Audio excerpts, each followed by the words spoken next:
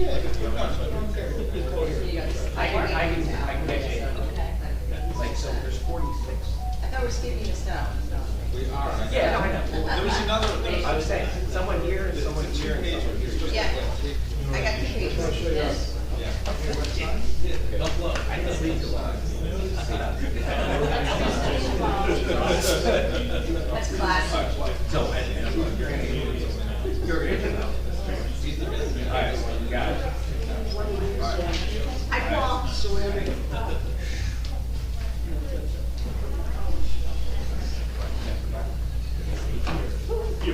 Yes, I know. You're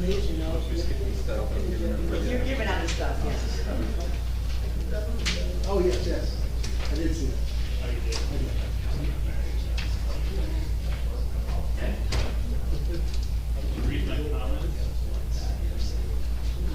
I don't like it either. It's not,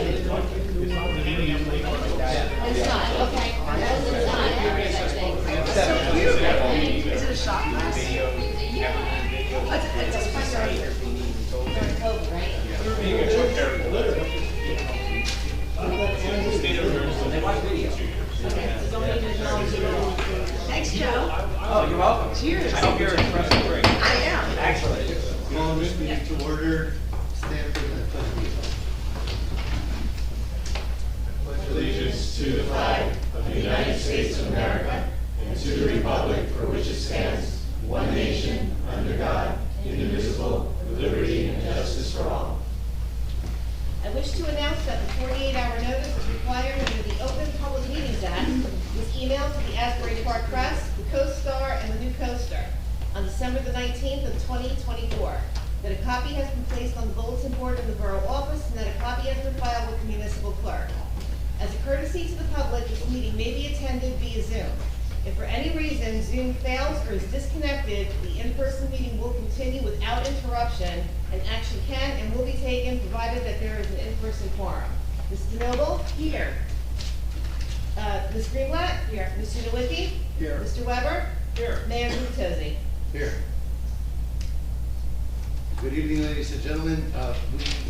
Our next item on our agenda would be workshops. However, I'm going to make a motion that we go slightly out of order and move to item 6, presentations of bids, because we do have some folks visiting us that I'd like them to be able to get on their way, and then we'll proceed with the rest of the meeting. So a motion to momentarily skip item 5 on the agenda, workshops, move to presentations of bids. Second. Mr. Noble? Yes. Ms. Greenblatt? Yes. Mr. Nowicki? Yes. Mr. Weber? You're skipping my stuff by doing this. Mayor Gutozzi? Yes. Mr. Weber has been skipped. His stuff has been skipped. Yes. So item 6, presentations of bids. Want to open up with a presentation led by the Office of Emergency Management, and that would be Mr. Roman Goldfarb, our OEM Director. And we have a special guest joining us as well that I'll let Mr. Goldfarb introduce. Thank you very much, Mayor. Among several functions of Bradley Beach Office of Emergency Management, we are tasked with helping the public be aware and prepared for natural disasters such as hurricanes. We suggest for further information that you go to Bradley Beach website, where preparedness information is located along with sign-up information for emergency notification system to receive mobile, text, and email alerts. And if you would like to, we should have some handouts in the back that you can take with you. Our guest, Joe Martucci, is a well-respected meteorologist and the owner of Cup of Joe Weather and Drone, based in Monmouth County. He's a certified broadcast and digital meteorologist on social media, which reaches 750,000 people monthly. He also appears on News 12 New Jersey. Jack? Thank you very much. Thank you, Noah. Appreciate being here today and being here in Bradley Beach. I was telling the mayor before that when I was growing up, I grew up in Union, New Jersey. This was our spot. We went to the beach. I'm not lying. We had our family friends, the Jumeos, who lived in Roselle Park, and when we became friends with them, we came on down here to Bradley Beach. So it's nice to be here, and in a small way, it kind of feels like home. And it's, of course, close to my home. I live in Tin Falls, not too far away from here. So I want to talk a little bit about hurricane season. I feel like, well, it's timely for a few reasons. One, we're in hurricane season. Two, when we talk about hurricanes, we really have to focus on the water, not the wind. And obviously what happened yesterday in Union and Somerset counties was very unfortunate and rivaled what we saw in Hurricane Ida in 2021 and in Tropical Storm Floyd in 1999 in regards to 5 to 8 inches of rain in just a few hours. Route 22 was flooded for 1 to 2 feet. We didn't see that here, thankfully, but we did see about 1.5 to 2 inches of rain in most of Monmouth County. Just to turn on to maybe a little bit of a lighter note, this is a good trivia question. So if you're at the bar and anyone asks, when was the last time New Jersey had a landfalling hurricane? Does anybody know? Anyone think yes? Andrew? Andrew? Go. Which one? 1987 Hurricane Gloria. That, you know, so a lot of people say Gloria, but it's not Gloria, I'm sorry. Is it And I skipped over you. I know, I'm not making a good first impression. No, it was actually 1903 was the last time we had a landfalling hurricane in New Jersey. It was the Vagabond Storm. It was a Category 1 hurricane that made landfall in Atlantic City. In other words, we're due. Sandy, go ahead. Because Absolutely. all these other ones were down being tropical storm strength like Sandy and like what, right? Exactly. Yeah. So it's not like we haven't been impacted by tropical systems. We have Irene in 2011, Sandy, of course, but technically a landfalling hurricane the last time was 23 years ago. So when it comes to hurricane season this year, you know, the short story is we're expecting about an average kind of season for the Atlantic hurricane basin. Well, that's great, but what does that mean for New Jersey, right? There could be 20 hurricanes or tropical storms. If they don't make landfall here, we probably don't care, right? And rightfully so. It could be vice versa. We could have one storm. If we have one storm and it hits New Jersey, we're going to remember it forever being an active year for us, even though there was only one storm in all the Atlantic hurricane basin. So, in terms of the forecast, it's from Colorado State University, and you might think, why is a doubly landlocked state doing hurricane forecasts? Like most things in life, it had to do with where the money was, and that's where the money was for funding back in the 80s. But in New Jersey, we look to have a 26% chance of a landfalling tropical storm or hurricane this season. For reference sake, on average, there's a 23% chance. So we're pretty much there. It's a 1 in 4 chance of being within 50 miles of the Jersey Shore. There's an 8% chance for a hurricane to make landfall. Hurricanes sustain winds 74 miles an hour or greater. That's about the average, which is 7. And again, we haven't seen a hurricane technically make landfall in 122 years here. The last time we saw a landfalling tropical storm was back in 2020, when we had Tropical Storm Faye and Tropical Storm Isaias hit here. And I wouldn't blame you if you forgot about them, because Tropical Storm Faye was so weak. I was in Brigantine watching the eye go over Brigantine, and people were jet skiing in the bay. That's how weak the storm was. Isaias brought a lot of wind, but not a lot of rain. So we might not remember that. Anyway, so in terms of how good these forecasts are, right? You can have any forecast. If it's not good, it doesn't matter. Colorado State University has a very good track record. In terms of its skill, it's on a -1 to 1 scale. I won't get into the details, but it's a 0.59 in their accuracy, which is they're about 80% accurate, in other words, which is pretty good when you're forecasting months in advance.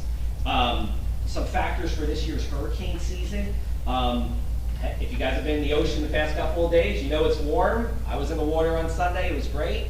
That warm water, not only here in New Jersey, but in the central and central and western Atlantic, really can be a hotbed for tropical activity. Typically when water temperatures are over 80 degrees, we see an increased likelihood of hurricane formation.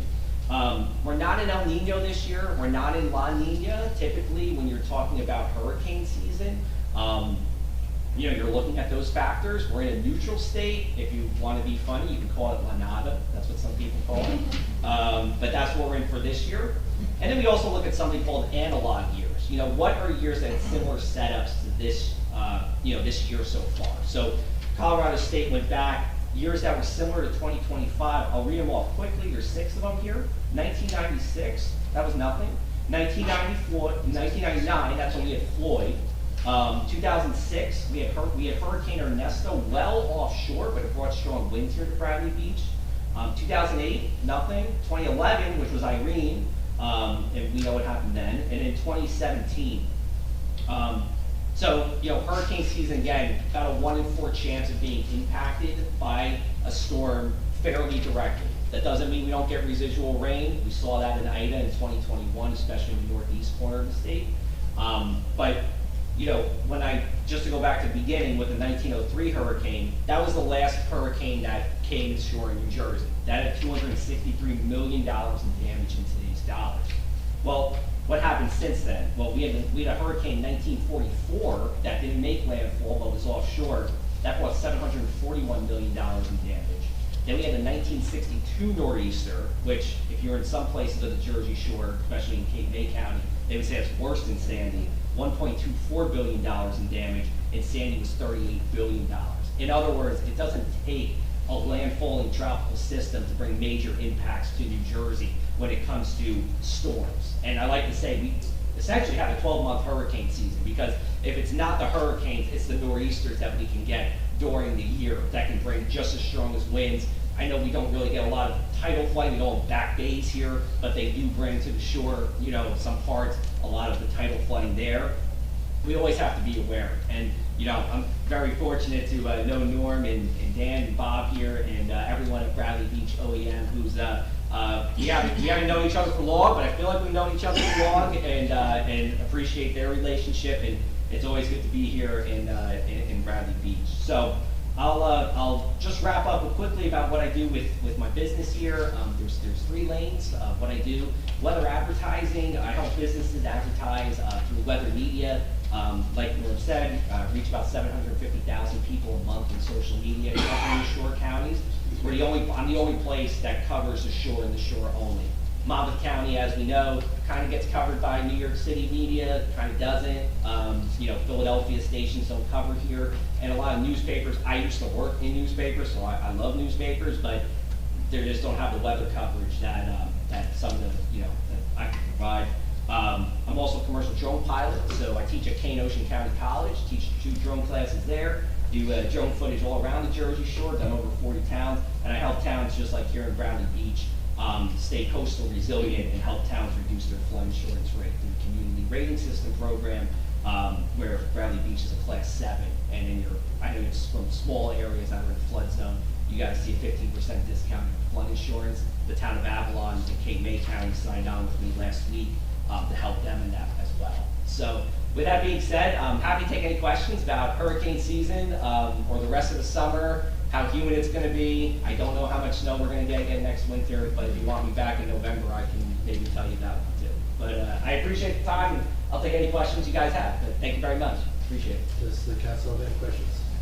Great presentation, thank you. Good. Thank you very much. Appreciate it. Thanks.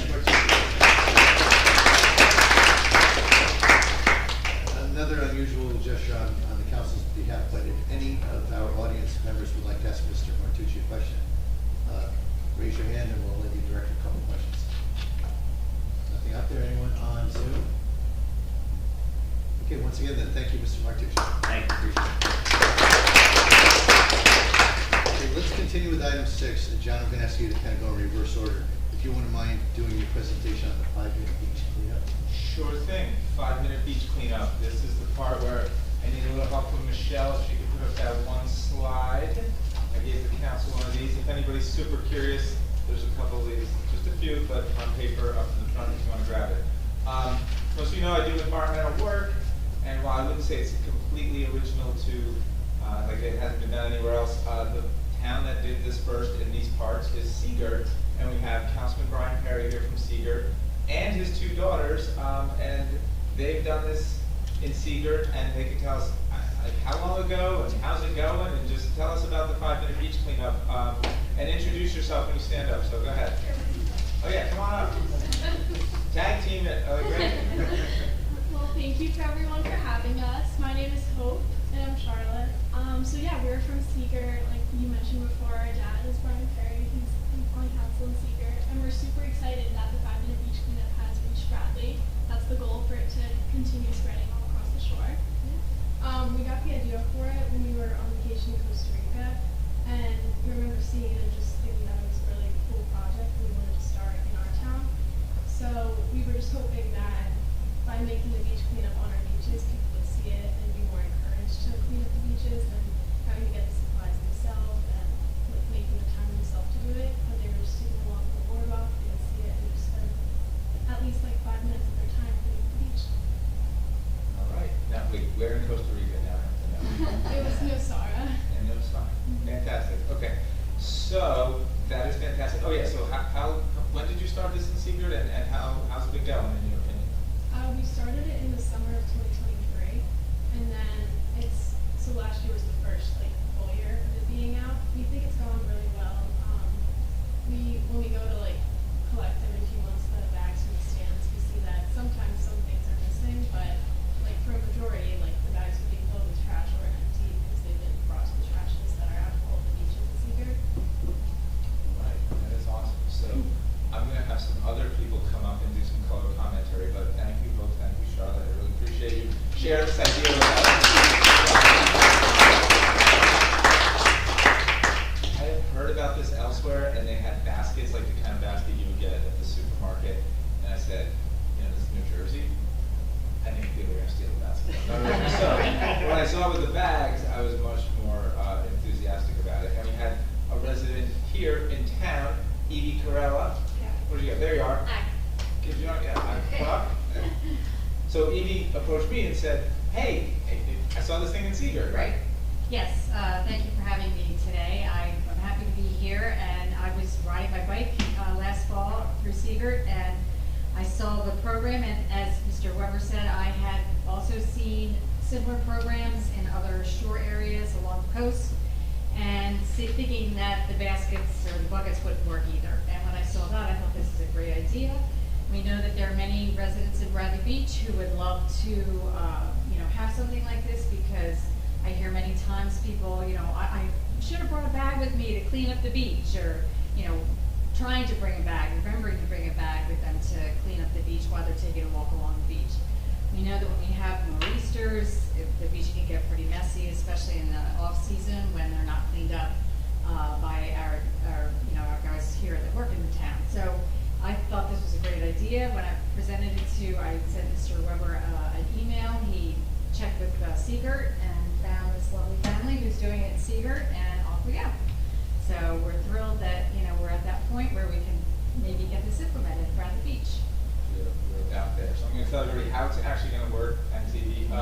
So I talked to Biagio, DPW. You have the trash bins, the trash recycling bins on the boardwalk, the wooden ones that contain both. On the side of that, there's going to be a hook. On the hook are going to be these, mesh reusable bags, and that sign, and we put the Red Beach logo on it. And this is the best part, because like Evie said last fall when she came to me, notice it's midsummer, a business in town. It's Love Light Handmade. They have the pottery. They teach pottery. It's like pottery and candles, and he came up. He said this exact same thing. Hey, I saw this. I want to do this. And he said, I'd be willing to bring it to town. I said, well, do you want to pay for a few signs? And he said, yeah. So we're going to do 3 spots in town, North, Central, and South. And if that all goes swimmingly, we'll open it up to other businesses. If other businesses want to, put their logo on a sign like this, and we'll ask Biagio and DPW to put a few more hooks and a few more reusable bags. But as far as I can tell, we're bringing this to the town without any expense to the town. So super happy to steal an idea, and happy to have people help us get it done. So that's kind of it. So just shout out to Mike and Olivia at Love Light Handmade. They couldn't make it tonight, but they are basically paying for these signs. So now that we've done this officially, Biagio has to do it because it's official. We've talked about it, and he says no problem, and it'll be up soon. So that's it. I love this program. This is excellent. Okay.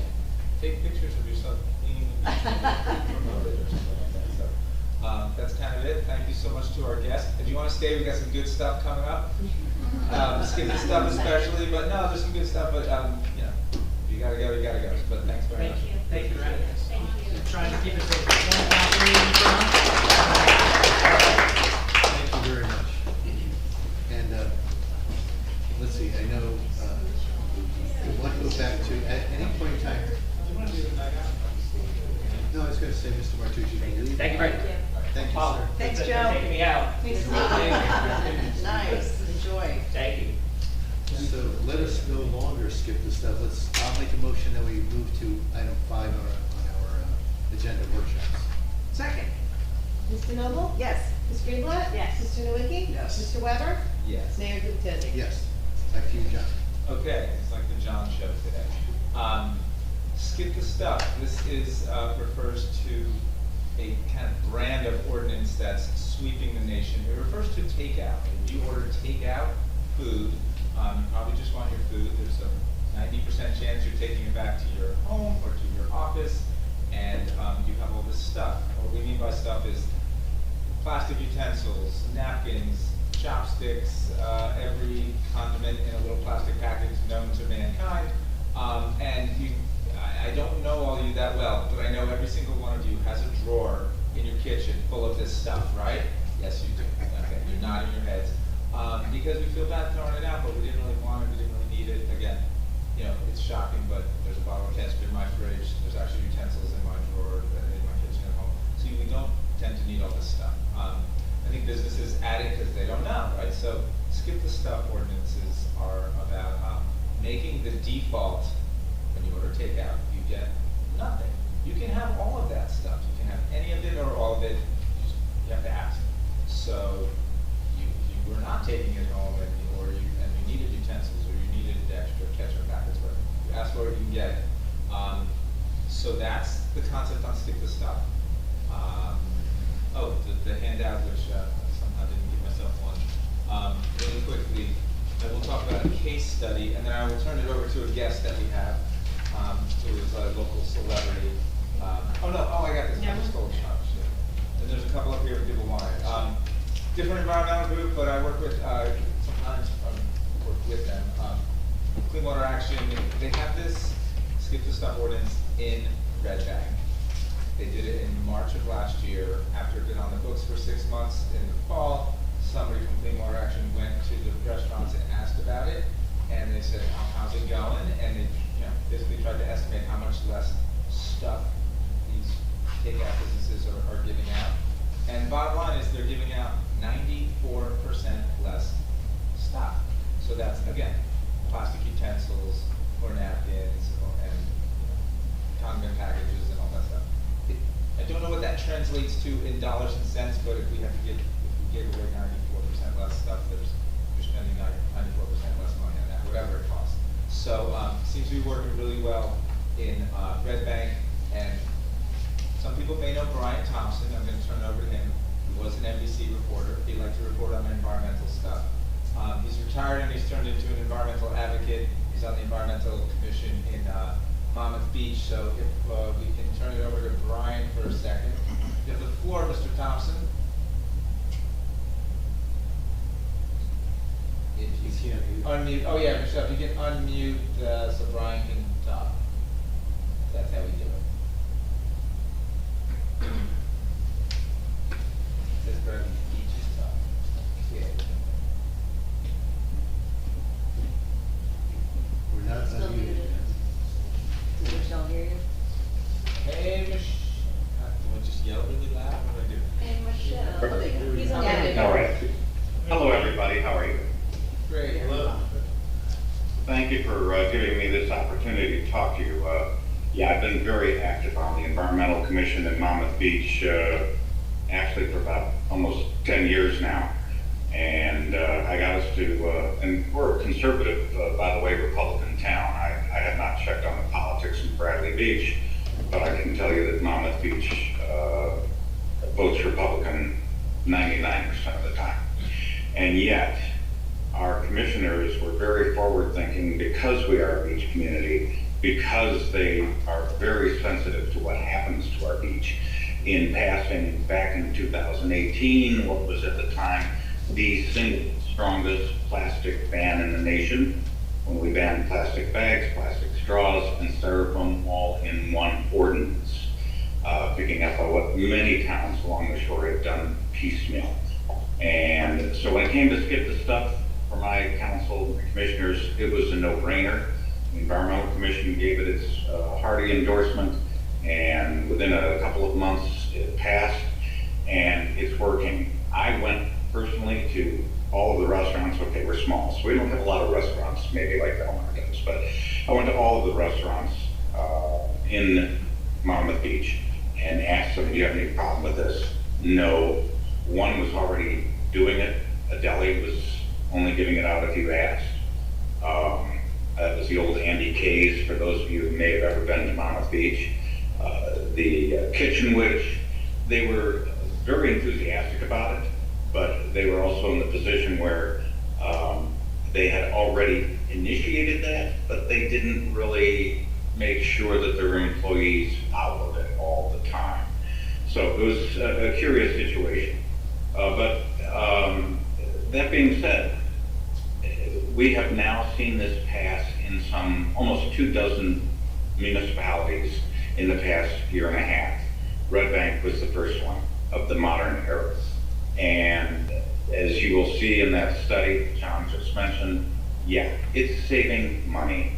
And I don't know how many of you have ever been in the restaurant business or are familiar with it, but for a restaurant, every penny counts. And so that's what we're offering them. What we're offering the public is plastic utensil-free drawers and refrigerators without all those condiments that just pile up over the months and years. But we're also offering them a cleaner environment. You just heard somebody talk about picking up trash on the beach. Well, you know, not everybody needs the plastic utensils, even if they're coming to the beach with food. It might be hand food that you don't need a fork and a knife for, or you don't need the mayonnaise or whatever the soy sauce that they may throw in there. So if you just ask for it and need it, you're going to cut down, and you can get 10 minutes maybe instead of 5 minutes of a good cleanup as people hunt and peck and search for something to pick up. And that's really the environmental goal here, is to make it a cleaner environment. The financial goal is to help restaurants. As I say, we passed it in some 24 towns now in the past year, nearly 24, all the way up to Haworth and Bergen County. Hoboken passed it, Jersey City passed it, Red Bank, as you know, passed it. My Monmouth Beach, I just got it passed in Long Branch about a month or two ago. They were extremely enthusiastic about it. So it sounds like it's sweeping the municipalities. Pardon? It sounds like it's sweeping the municipalities of New Jersey. And so what we're doing is we're changing a habit.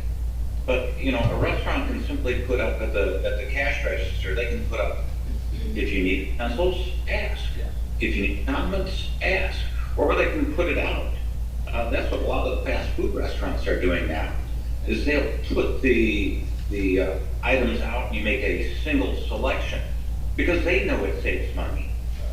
And for a restaurant, you know, we wouldn't do this if it didn't save them money. If we were putting a burden on them, you know, I don't think this would go anywhere. I wouldn't be in favor of it if I were a restaurant owner. All right, well, But appreciate that. The view from Monmouth Beach, I really appreciate it, Brian. So any questions you have, throw them at me, or I can help you out. Brian, thank you again for joining us tonight. My question is, you know, rolling out an initiative like this is great for the environment. As you said, it's great for many of the restaurant owners as well. But where did you meet resistance? I'm sure there's been resistance along the way. Who pushed back, and what was your experience there?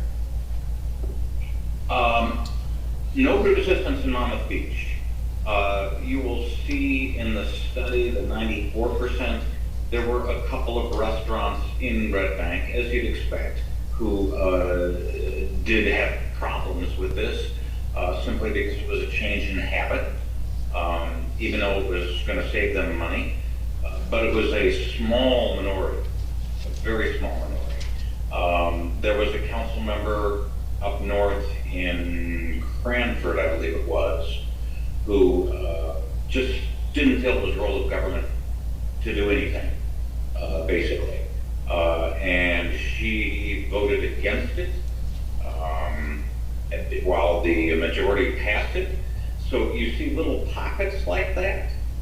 But, you know, when you think of the good this does for both the business owner and the environment, we just haven't had that much resistance. And, you know, if it comes down to code enforcement, we strongly encourage simply educating the restaurant.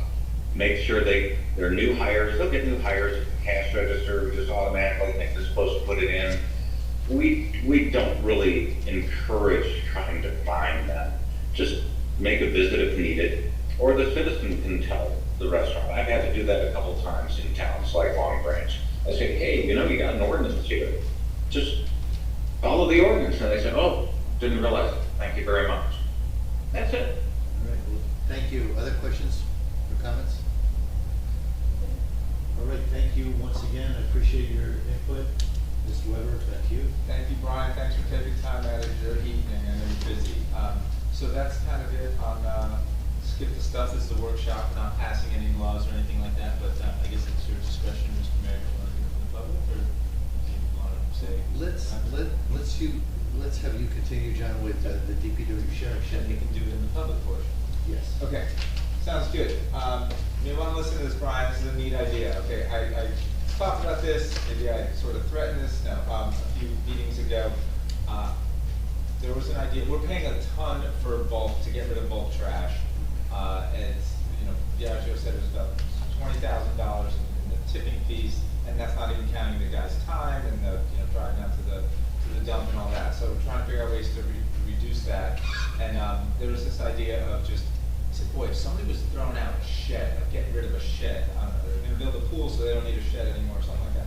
You take that shed, we'll put it in the DPW yard. People could bring good, usable, clean things that they just don't want anymore. The kind of stuff that you put on the curb, or the kind of stuff you may have to buy stickers, bulk stickers to get rid of.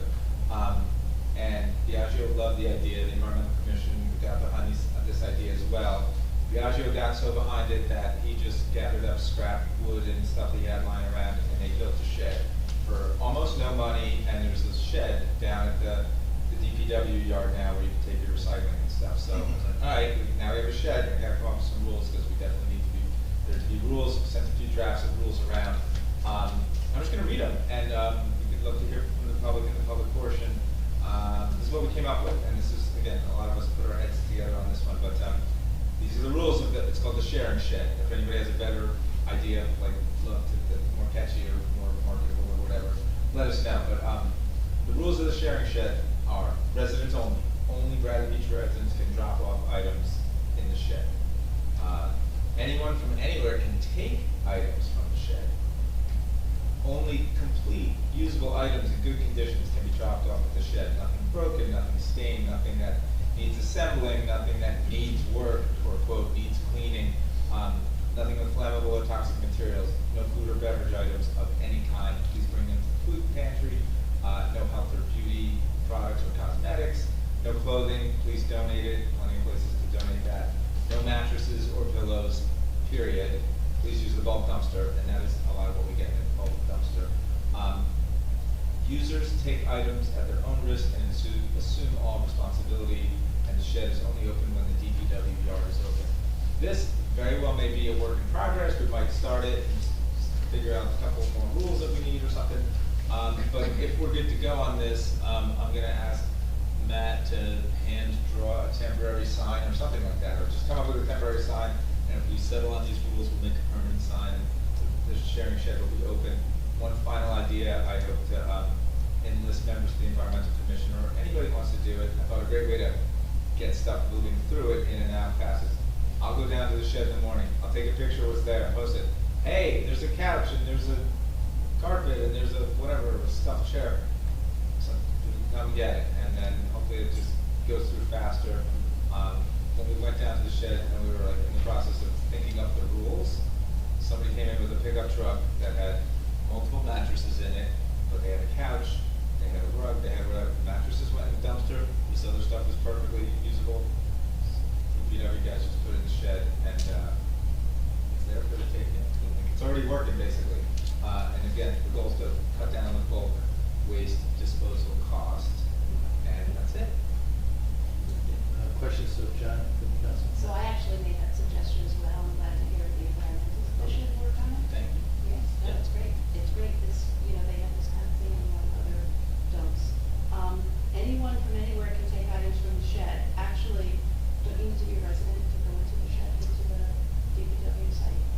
What we thought about that, the idea is if only Bradley Beach residents can take, it's like a smaller pool of people. And if we open it up to anybody, you're correct in a way. In order for you to leave something at the, you know, to dump it, why else would you go and dump, right? Because Right. you're usually leaving something. Here, Yeah. now, like, you know, nobody's taking anything.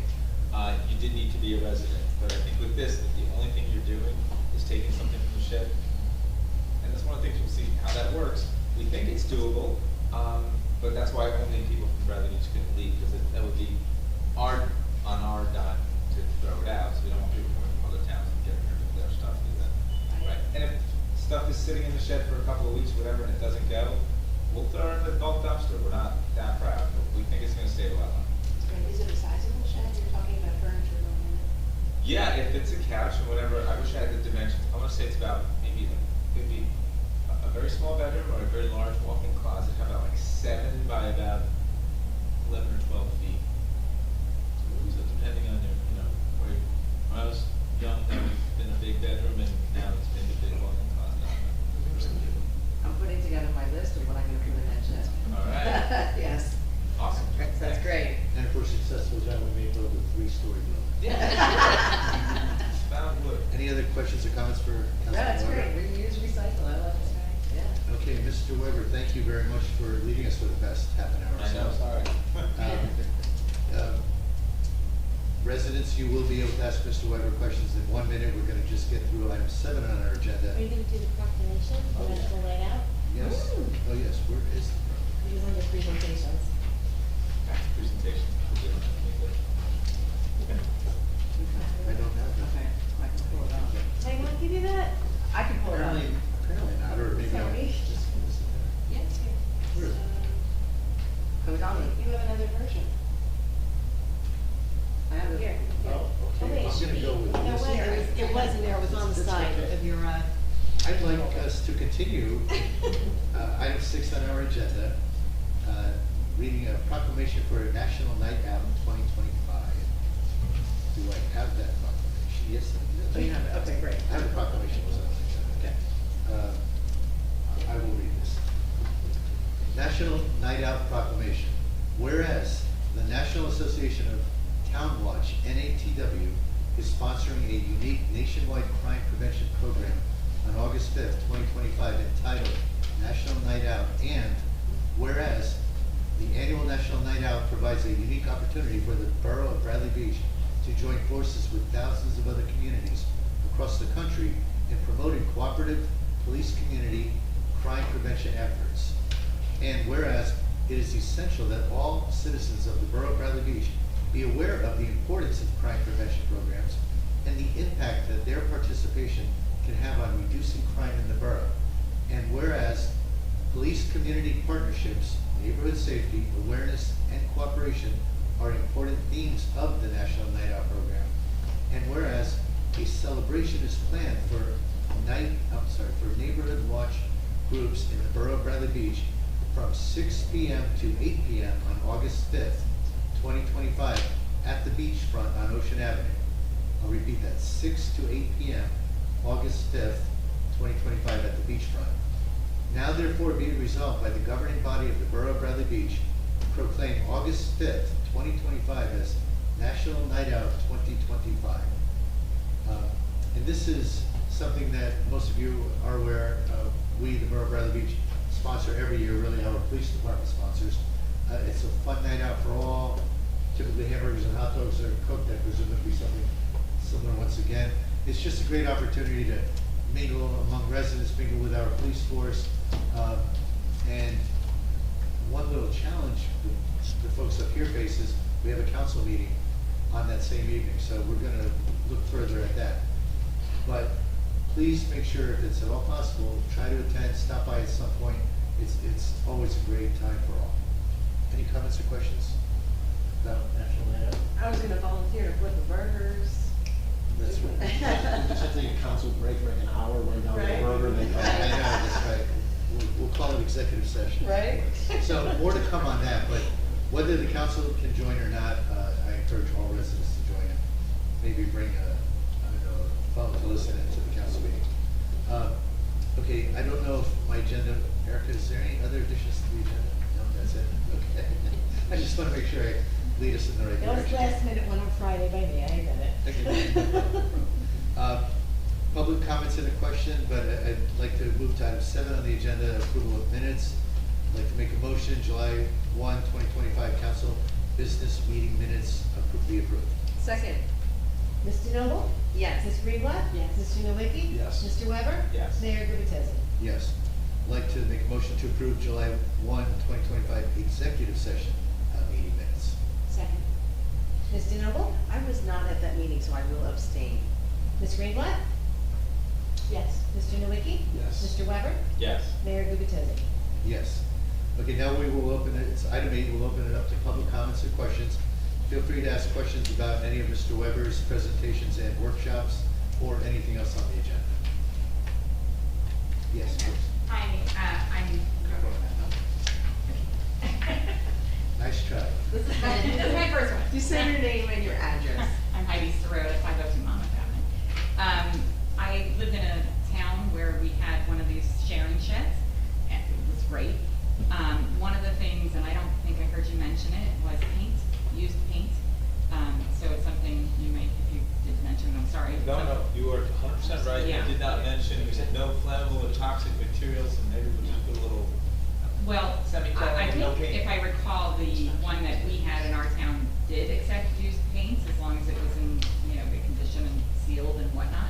And it was something people valued, so I understand the chemical aspects of it, but I just wanted to bring that up because you'll probably have people with paint cans coming. okay. What town? Just It curious. was in Windsor, Connecticut. Okay, thank you. That's a great suggestion. Yeah, maybe even construction materials. Yes, I was thinking lumber and other things like that. Yeah. Okay. Yeah, so you might want to call Windsor and see what they're doing, I don't know. Sure, thanks. Thank you. Thank you very much. Any other questions here in the audience? Or comments? Yes, Ms. Hafer.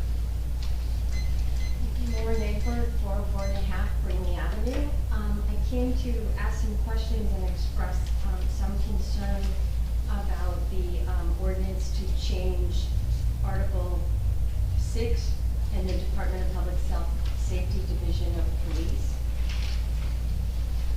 Okay, and 530A says in the pertinent part, where it used to say there would be a police chief and 17 additional members of the police department, it's being changed to say the police chief and as many sworn regular members of the police department as the appropriate authority shall be necessary to ensure the safety and security of the borough. So my first question when I read that was, who is the appropriate authority? Who are we talking about? And it looks like in B, when they mention appropriate authority, they say mayor and council. Is that what's envisioned in A? That is correct. Okay. Then the question that I have with that is, at this point with the size of our police force established by ordinance, it would take an ordinance to change it. Now, I don't know how long and how cumbersome that is. One thing that I see that it does is it provides for public notice and input when we have to change an ordinance. And it's a mechanism by which the council and mayor are both involved. So, I guess my question would be, does this envision a process for how the council would participate in that decision? And a process by which, because I can see you could increase the police force, or you could decrease it, and I think both actions could be something of public concern. The why, the reasoning, the when. So could someone comment on that for me? Yeah, let me take a stab at it, and anyone else can join in. So number one, thank you for raising this question, because if we just introduced the ordinance, we would not have public comment. So by asking the question, we get to have some public comment and interaction. What we have learned through life experiences is that we believe the current ordinance language, which very specifically states we have 17 officers, and it very specifically defines a pyramid with, there's a chief of police, there's a captain, 2 lieutenants, 3 sergeants, very clearly delineated pyramid. And then there's this so-called bottom of the pyramid, where you might have junior officers. We've had an unusual situation of late where one officer has basically not been available for a number of years, but he counts in that head count of 17. There's reduced compensation that's been available because we've got shift differentials and so forth. But so we've been, borough's been saving money, but we've been down an officer. Further in the ordinance, we're not changing this, but further in the ordinance, there's language that says we can hire up to 50 specials, 50. I think we have 10 or 12, because we can't find these young people. We're going to talk about, we, the council, and the police, about casting a broader net to try to bring in more specials, folks who walk the beach, who look for people smoking, drinking, tall tents, loud noise, all that stuff. We're very limited. And as we talked about, well, what can we do? Because we're also constrained, not by budget, because we're managing within our budget, but we're constrained by the language of the ordinance as it stands. And the council discussed in an executive session, and our attorney has helped us craft the amendments you see, that we said if we can create with our collective input, you did question who's the governing body is the appropriate authority, with the mayor and the council all deciding to go up or down, we wanted to give ourselves that opportunity, because in this case, we'd like to hire an additional class 2 individual, bottom of the pyramid, low pay, to order of magnitude $50,000 of salary. And especially as other officers retire, we would like to at least have the option to potentially build the bottom of the pyramid, especially for a lot of the duties that we currently are struggling sometimes to cover, just because of the lack of bodies. So the thinking was provide this governing body with a little more flexibility as to whether or not we might want to, if we wanted to, adjust staff a little bit. Of course, with the police department's agreement, we would have the ability to do that. Right now, it's purely a head count equation, and we can't deviate from head count. The thing that concerns me here, and again, is the mechanism. There are sunshine laws where input and discussion amongst the council is supposed to happen in public. So when you have an ordinance like this that establishes the number, then it would seem to me that perhaps in a special circumstance there should be an ordinance that changes that number, or that is creative enough to say, maybe adapt the ordinance to say, if a particular officer is unavailable for a period of time, but again, that would tend to kick the discussion out of the public forum. And the other thing that I do want to point out is that tiered system of you have this office and that office already says that you can decide not to have, there's language that indicates that you can make patrolmen as opposed to those higher class officers. So you do have some flexibility to move around function. And the other thing that was mentioned was that, with the agreement of the police, and that's something else, it just seems wide open to me, and maybe an over solution to just say, okay, we're gonna have an ordinance where the appropriate authority, and I would say you have to put right there, every time appropriate authority comes out, just add in council and mayor, or mayor and council at a minimum. And we'll see if that would survive a challenge under a future mayor if we continue with the strong mayor form of government, but. Okay. So I'm gonna turn this over to Mr. Kenny in a second, but just so you know, when you mentioned sunshine laws and, you know, back room, possible discussions, not deliberating in front of the public. This is designed for exactly that. This is an ordinance introduction.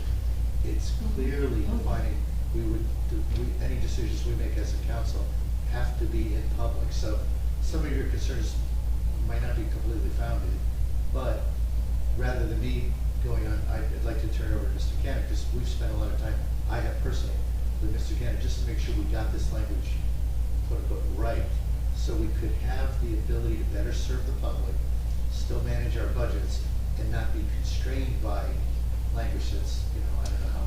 How long does it take to change an ordinance if it needs to be changed? Well, we You know, could like start- making it 18 as opposed to Up to 30, 17? What? 34 days at the earliest. In this one. So To you could, introduce Not the, very quick, it's usually about 40. so this is the introduction of Yes. this one. Greg, did you want to? Yeah, so you did a really good job of explaining the operational aspects of the ordinance. So legally, the appropriate authority is the mayor and council, and notwithstanding a legal case that commented on that last year, that didn't change that. It's simply that the ruling in that case simply said that the employee had the ability to rely on the apparent authority of the then mayor who gave him that. So it didn't change appropriate authority. Also, appropriate authority is a term of art. It's included in Title 40 and 118 at CPES, which is how you hire police officers and the rights of police. Where is that? It's in Title 40. Title 40 of our I believe it's in, our if you state go. statute? Yes, so Okay. police officers and their hiring and removal is governed by state statute. The appropriate authority is, that's the language from the statute. So the appropriate authority is something that's recognized across every municipality. Sometimes it doesn't necessarily have to be the mayor and council. It could be manager and manager form of government, or it can be other people. In this form of government, it's the mayor and council. So the police officer cannot be hired here, and we have not hired a police officer, to my knowledge, without a resolution. So you're concerned about that a police officer could be hired without public action. We can't do that here. The mayor and council means that there have to be a resolution to hire a police officer. Can that be, the one thing I'm saying is, while I am so comforted by your explanation and by I'm this sorry, statement. but I also finish because I think it might help you too. Oh, I'm sorry. The reason why it's important to have it flexible. So the current policing is a market, an industry just like every other, right? And at present, in the last several years, there's been a lot of changes in policing. That has led to a lot of retirements, and it's led to a significant reduction in applications of people who want to be police officers.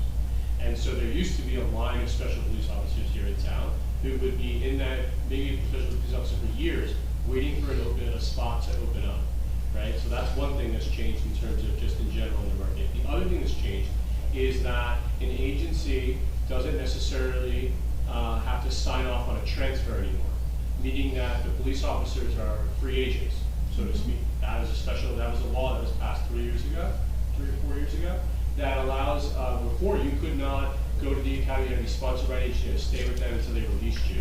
Police don't have to do that anymore, so they can pursue the highest paying job, like any other industry, free agency.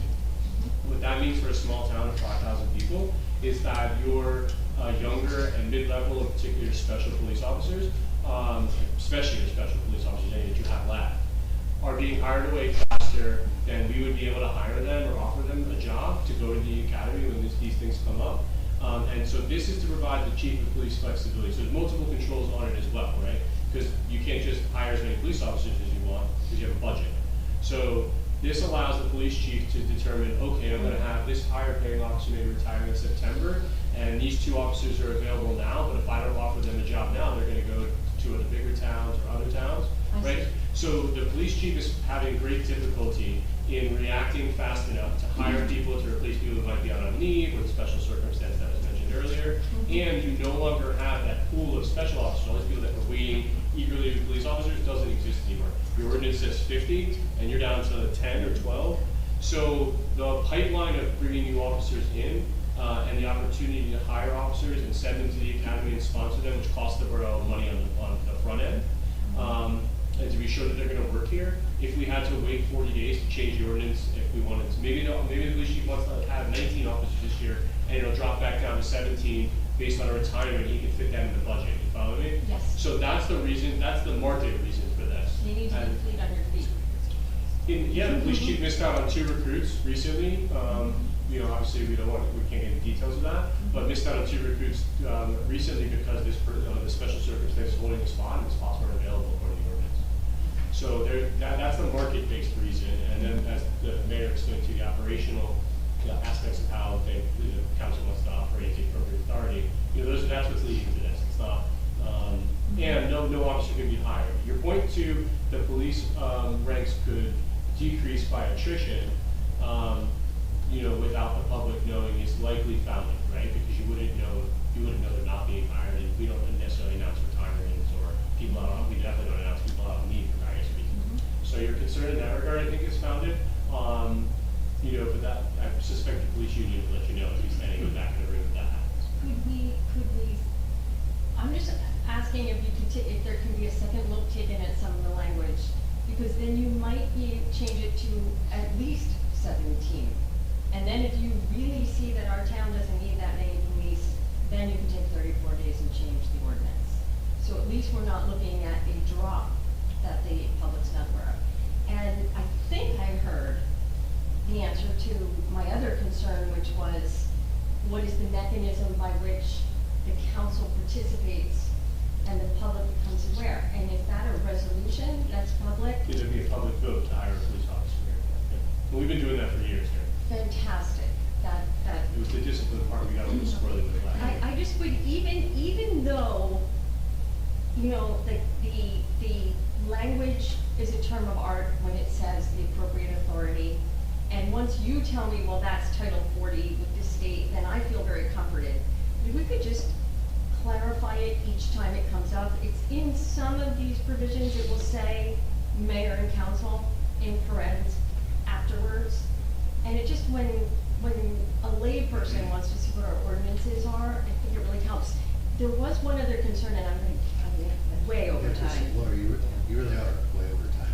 I am, and the explanations were wonderful I know, but and detailed. Please just try to. I will.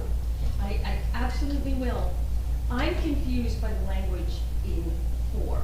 So if somebody, when they get a chance, can take a look at the language in 4, because it's the one place where it doesn't look like the chief of police is looking for approval from the council. It sounds like the council is under the direction of the chief of police. The wording is awkward enough that I don't understand it. I'm done. Okay, other questions? Thank you. Other questions or comments from the audience here? Mr. Greenberg, I see your hand raised.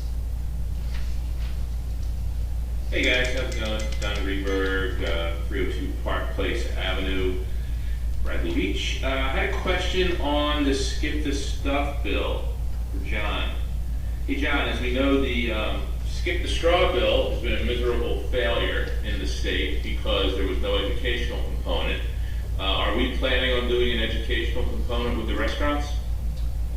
Happy to do an educational component, and it's not so much a skip, the straws, it's straws on request, and I think there's other reasons why that is not working, and just so people know, you're not supposed to get a plastic straw in New Jersey unless you ask for it. Or paper. Or, kind of straw, yeah, so unless you ask for it. So, there's different reasons for that. It's because the rest of that law is implemented by the Department of Environmental Protection, but the straw part is under the Department of Health, and they didn't have any rules for it, and they're actually working on that, and literally like 2 years later after the fact that law, no, it's going to be more than that. Several years after that law went into effect, the Department of Health is finally coming around to getting rules. So, but yes to education, and happy to have people help and put you on a committee to see what that education looks like. Be happy to volunteer if you need some help. All right, thanks. And I had a question on which one is it? The parking ordinance 2025-22. Am I reading it right that you can't park in the beach lot for more than 2 hours? I don't think anything changed in the beach lots, so. Yeah, I've never seen it before, but it just seems odd that you have a beach lot that you can't park for more than 2 hours when people are on the beach.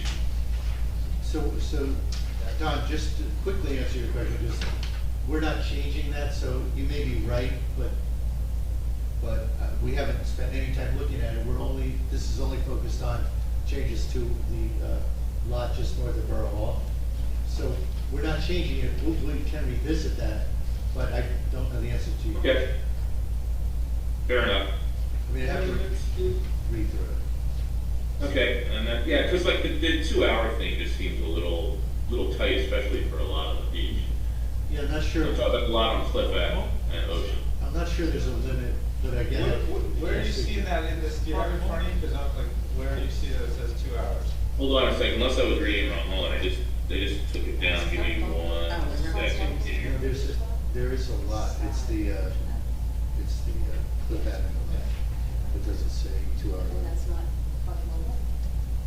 It is part of it, it's not limited to 2 hours. What is that? So,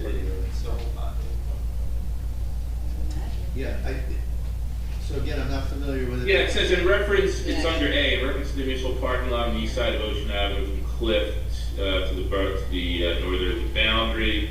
It shall be unlawful, a violation for any person, blah, blah, blah, to park or stand anywhere in such parking area for a period in excess of 2 hours at any one time between the hours of 9 a.m. and 5 p.m.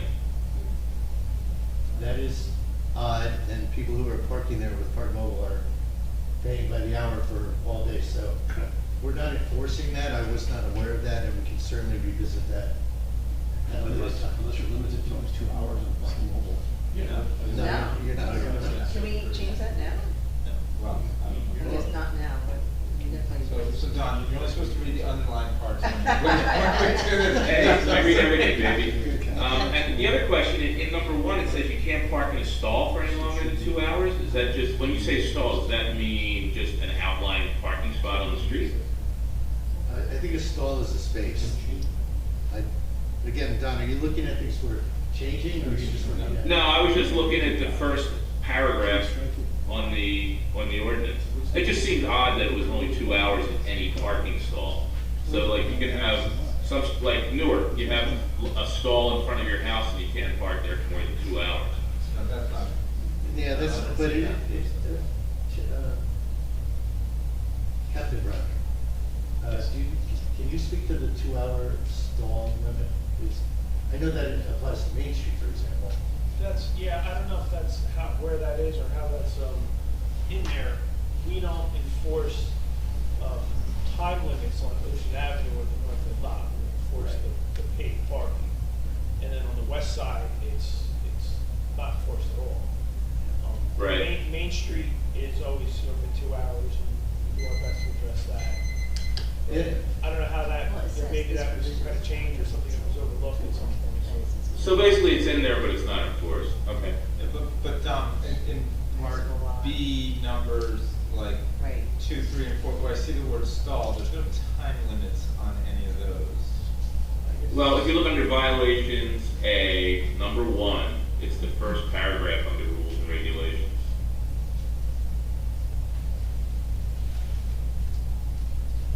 Third sentence.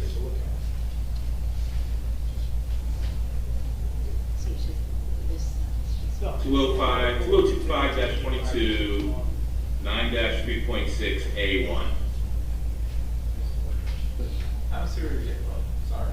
So there's two things. There's the stall, which I believe is a space, but the 2 hour limit, it says it won't park in excess of 2 hours at any time in any one parking space. And then in reference to the municipal lot, and in reference to the municipal parking lot, again, on the north side versus west side, around Borough Hall, let's see. Right. Yeah, that one I understand. Is there a C? This is on the first page of the ordinance, the stuff I'm so talking it's about. really just that lot that's on the, ocean. Well, Okay. you know, again, Dom, we're not changing what you're saying tonight, but we'll look Right. at it, without understanding it in a broader context, it's hard to explain whether it's right or wrong. I can say it cannot be right related to Cliff Avenue parking lot, that's just something that's been there forever, nobody noticed it. But the other reference. Except me. Yeah, except you, thank you. But, the other reference to stall, it seems to be referencing what I'm reading quickly, are parking lots around Borough Hall, limited to 2 hours, and we're going to continue that. There will be a 2-hour limit on stalls, spaces around Borough Hall. Okay, yeah, that I get. This one is though, in number one, it says any one parking stall and has nothing to do with Borough Hall, which is further down in the ordinance. I totally get the Borough Hall thing. Okay. Well, it says as follows, so what follows are articulating the various locations. And so I think the error for us is the, Ocean Avenue, Cliff Avenue lot. That's it. Yeah. And again, that's, we need to revisit that. It's not part of the scope of these amendments. We did not pick Got up it. on that, so. Totally got it. We can come I think it's back. one of those things I get that's just been there forever. Yeah. Yeah, no, we didn't even look at it. Our entire focus has been on how to, and we'll talk about this later, how do we make parking work along Main Street, especially to the extent we use Borough Hall parking as public parking? And how do we balance that with the demands of our own employees? So thank you for highlighting that. We will revisit. Other Appreciate comments? it. Other comments or questions? Nothing John, else. John's got his hand up. No, that's a pointer. Erica, can you move it along again? That's the cursor. Yeah, the cursor. Okay. So we will move over to the introduction for, I'm sorry, we're on public comments still, right? Anybody else? Any other public Okay. comments? Okay. Moving on then to ordinance, item number 9, ordinance introductions. There will be now there will be no public comment on the introductions. You will have an opportunity to address the council at adoption, but I'll make a motion that we approve the introduction of ordinance 2025-22, amending chapter 9, traffic of the borough's revised general ordinances to create specific public access to our parking in the Borough Hall parking lot. Second. Ms. DeNoble? Yes. Ms. Greenblatt? Yes. Mr. Nowicki? Yes, well, I do believe we need to address the other items that Greenberg just mentioned. So. Yes. Yeah. Yes. Mr. Weber? Yes. Mayor Gubitosi? Yes. Before we move on, I asked Michelle Wiley if she could share with the audience what we're doing, and now that we've at least voted to introduce, give a quick overview of what this will look like. Michelle, are you able to do that? Okay. So everyone can quickly see, no, go back, Michelle, to the first page. Yep. Thank you. You can probably orient yourselves quickly. The top of the screen is the west by the railroad tracks. You can kind of see Main Street at the bottom in gray. And let me kind of direct everybody to the column right in the middle. That effectively is the parking spaces along Borough Hall. They're all marked employee only. And what's going to happen is those will remain employee only, but they will be limited to 5 a.m. to 4 p.m. After 4 p.m., those become available to the public. So whether it be people shopping in the afternoon, going to dinner in the early evening, those will be public available spots with 2-hour limits.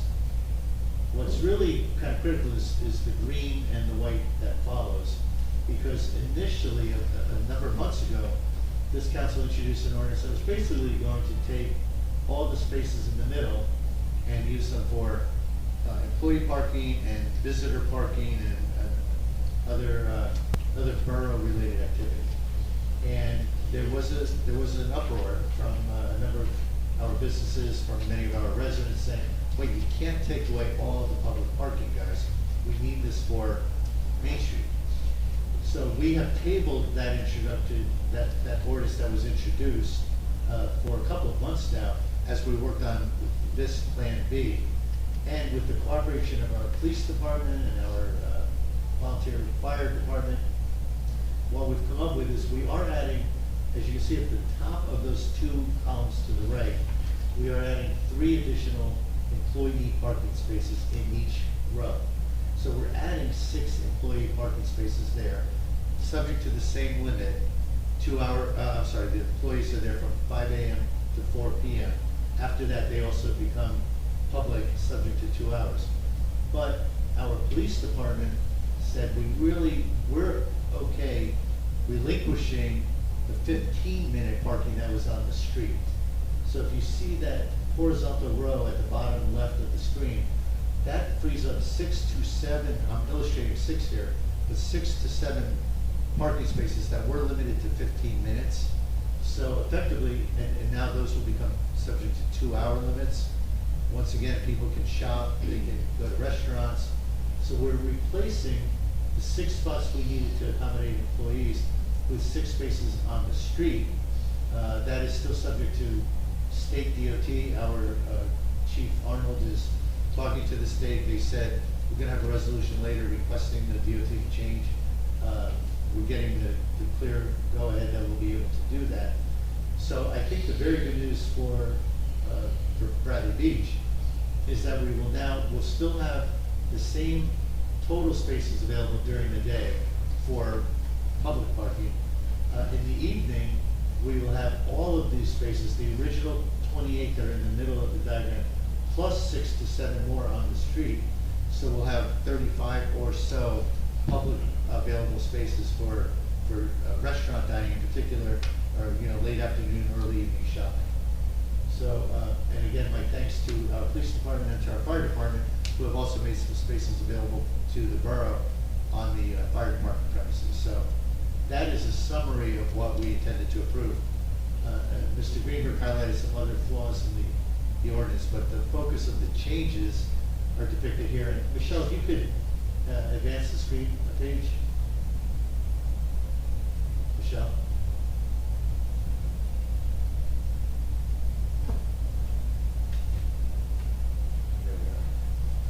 This is just what the parking spaces in the middle of the lot, that's 3 and 3 that I identified that will be employee only. You can see they're very clearly marked. We could not put up signs in the middle of the parking lot to get in the way of plowing and maintenance and so forth. But very clear marking for the public to know that 5 a.m. to 4 p.m. these spaces will be used for employee use. And Michelle, advance one more screen. This is the real-life picture of what, as of this past weekend, the relining that was done. This is an aerial photo of that same parking lot that I just depicted in the green and white. You can still see that at the top of the screen is Main Street, and there are 2 blue marked handicap spots. They did not change at all.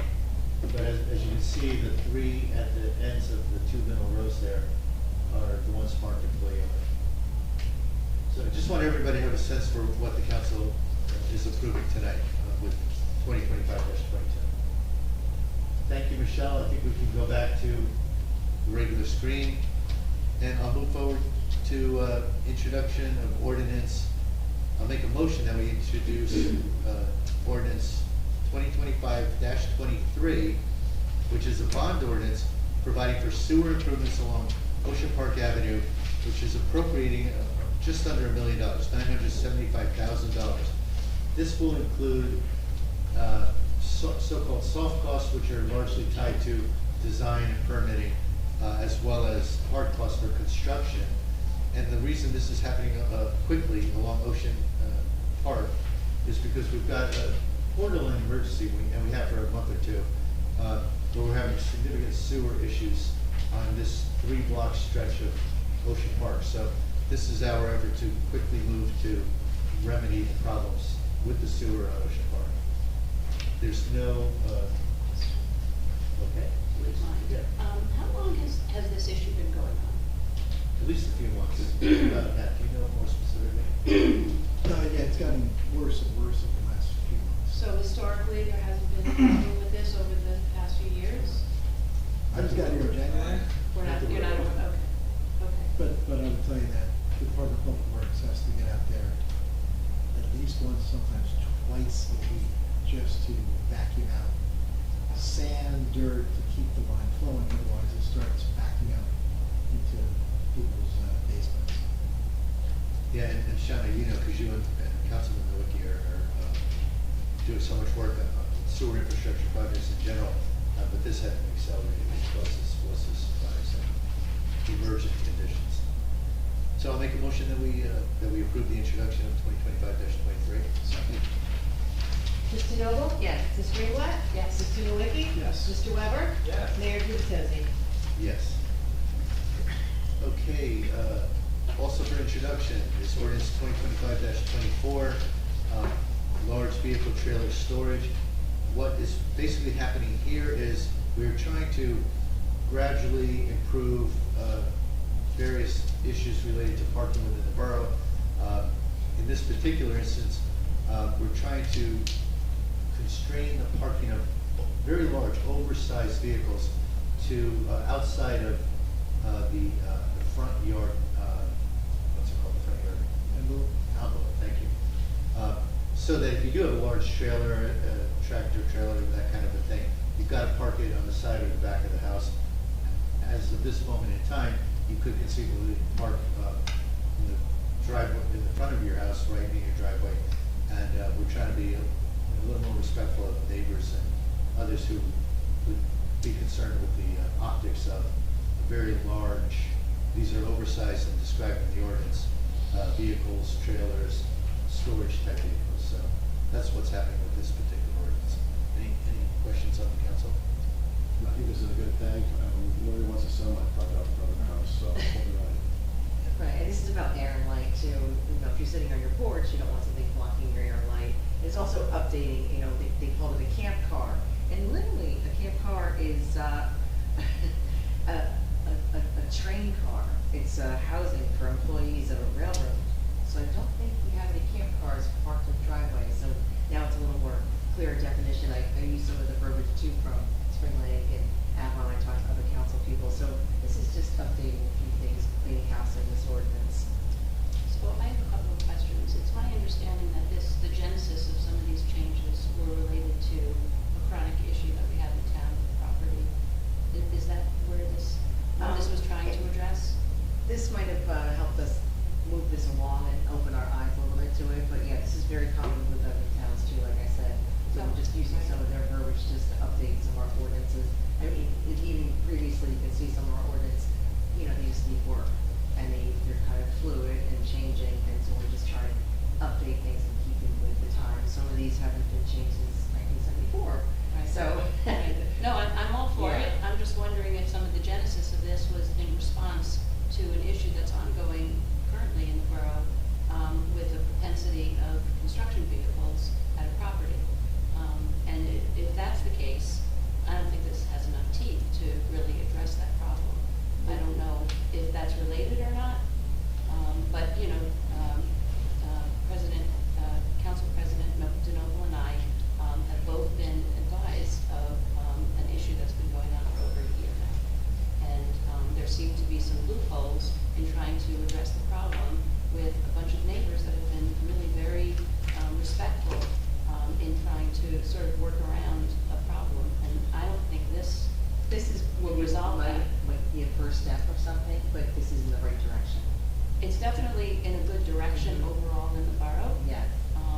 But, you know, very easily, you know, if someone is operating a business out of their home, whether their vehicles are identified or not as commercial vehicles, but it's clear that there's a fleet of vehicles, if they're parked from the front of the house to the back of the property and doing all of their business for all of these, whatever business it might be, they can still do that, right? Because we're talking about from the front of the house forward, right?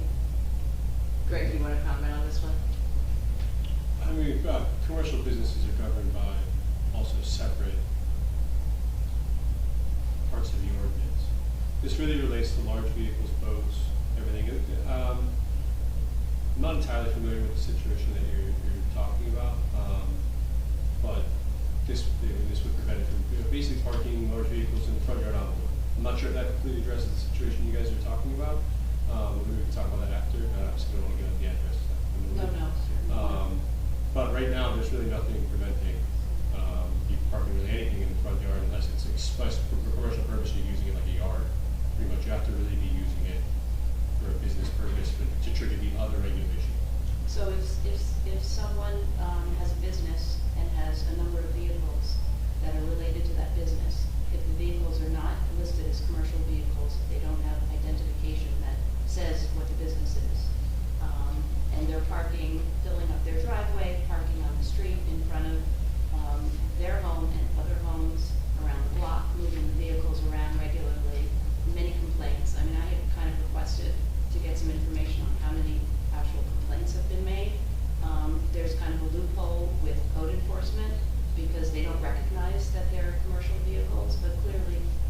business, and it's been a problem, you know, that I don't think anyone would That want to sounds like, admit so, to.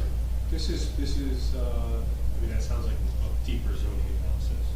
I mean, I can tell you that there's commercially registered vehicles parking on the street, they're not allowed to be there in many of the ordinances that are written. This ordinance, less than focusing on the commercial or private nature of the vehicle, really, or boat, or camper, or whatever, you know, there's a lot of different descriptions and things in there, really focuses on the size. You know, I'm not sure if that addresses this issue or not. I don't know if there's like, you know, minivans, I'm not sure what that situation is. But there's things to address the public street, obviously, and there's just lots of that. This is just basically prevents you from parking a 40-foot boat to the sidewalk, pretty much. Or a camper, or places where you should find someplace else to store it, or they're commercially available to store it. But if you have a passenger vehicle, whether it says, you know, ABC house cleaning on the side, it's a minivan, that's gonna be allowed to be parked under this ordinance, although there may be other issues if there's a lot being operated, those are more zoning issues. How about a flatbed truck? If it's longer than the size of the trailer that's listed in there, then it would not be allowed to be parked in the front yard envelope. But this ordinance focuses on the size of the vehicle or trailer or boat or camper, doesn't really do the business. It doesn't really, it might be insufficient to address what you're talking about. It certainly wasn't written with that in mind, I can tell you that. There are also limitations, Councilwoman Weaver mentioned, rotating cars around and parking some of them on the street. There are restrictions on oversized vehicles being parked on the street as well. Oh, yeah, you have a myriad of those already in place, yeah. Yes, I don't know if I reproduced it all in that ordinance, but they're below that in the code, in the police regulations. So I think I 100% recognize that Councilwoman Goodwin is aware of and has lobbied for some change based on one specific instance. Looking at the entire community, you know, I guess what we have to contend with is how far do we go? Do we say you can't park your vehicles that are not commercially registered on your own property? I don't know that anyone. It would be very difficult to enforce.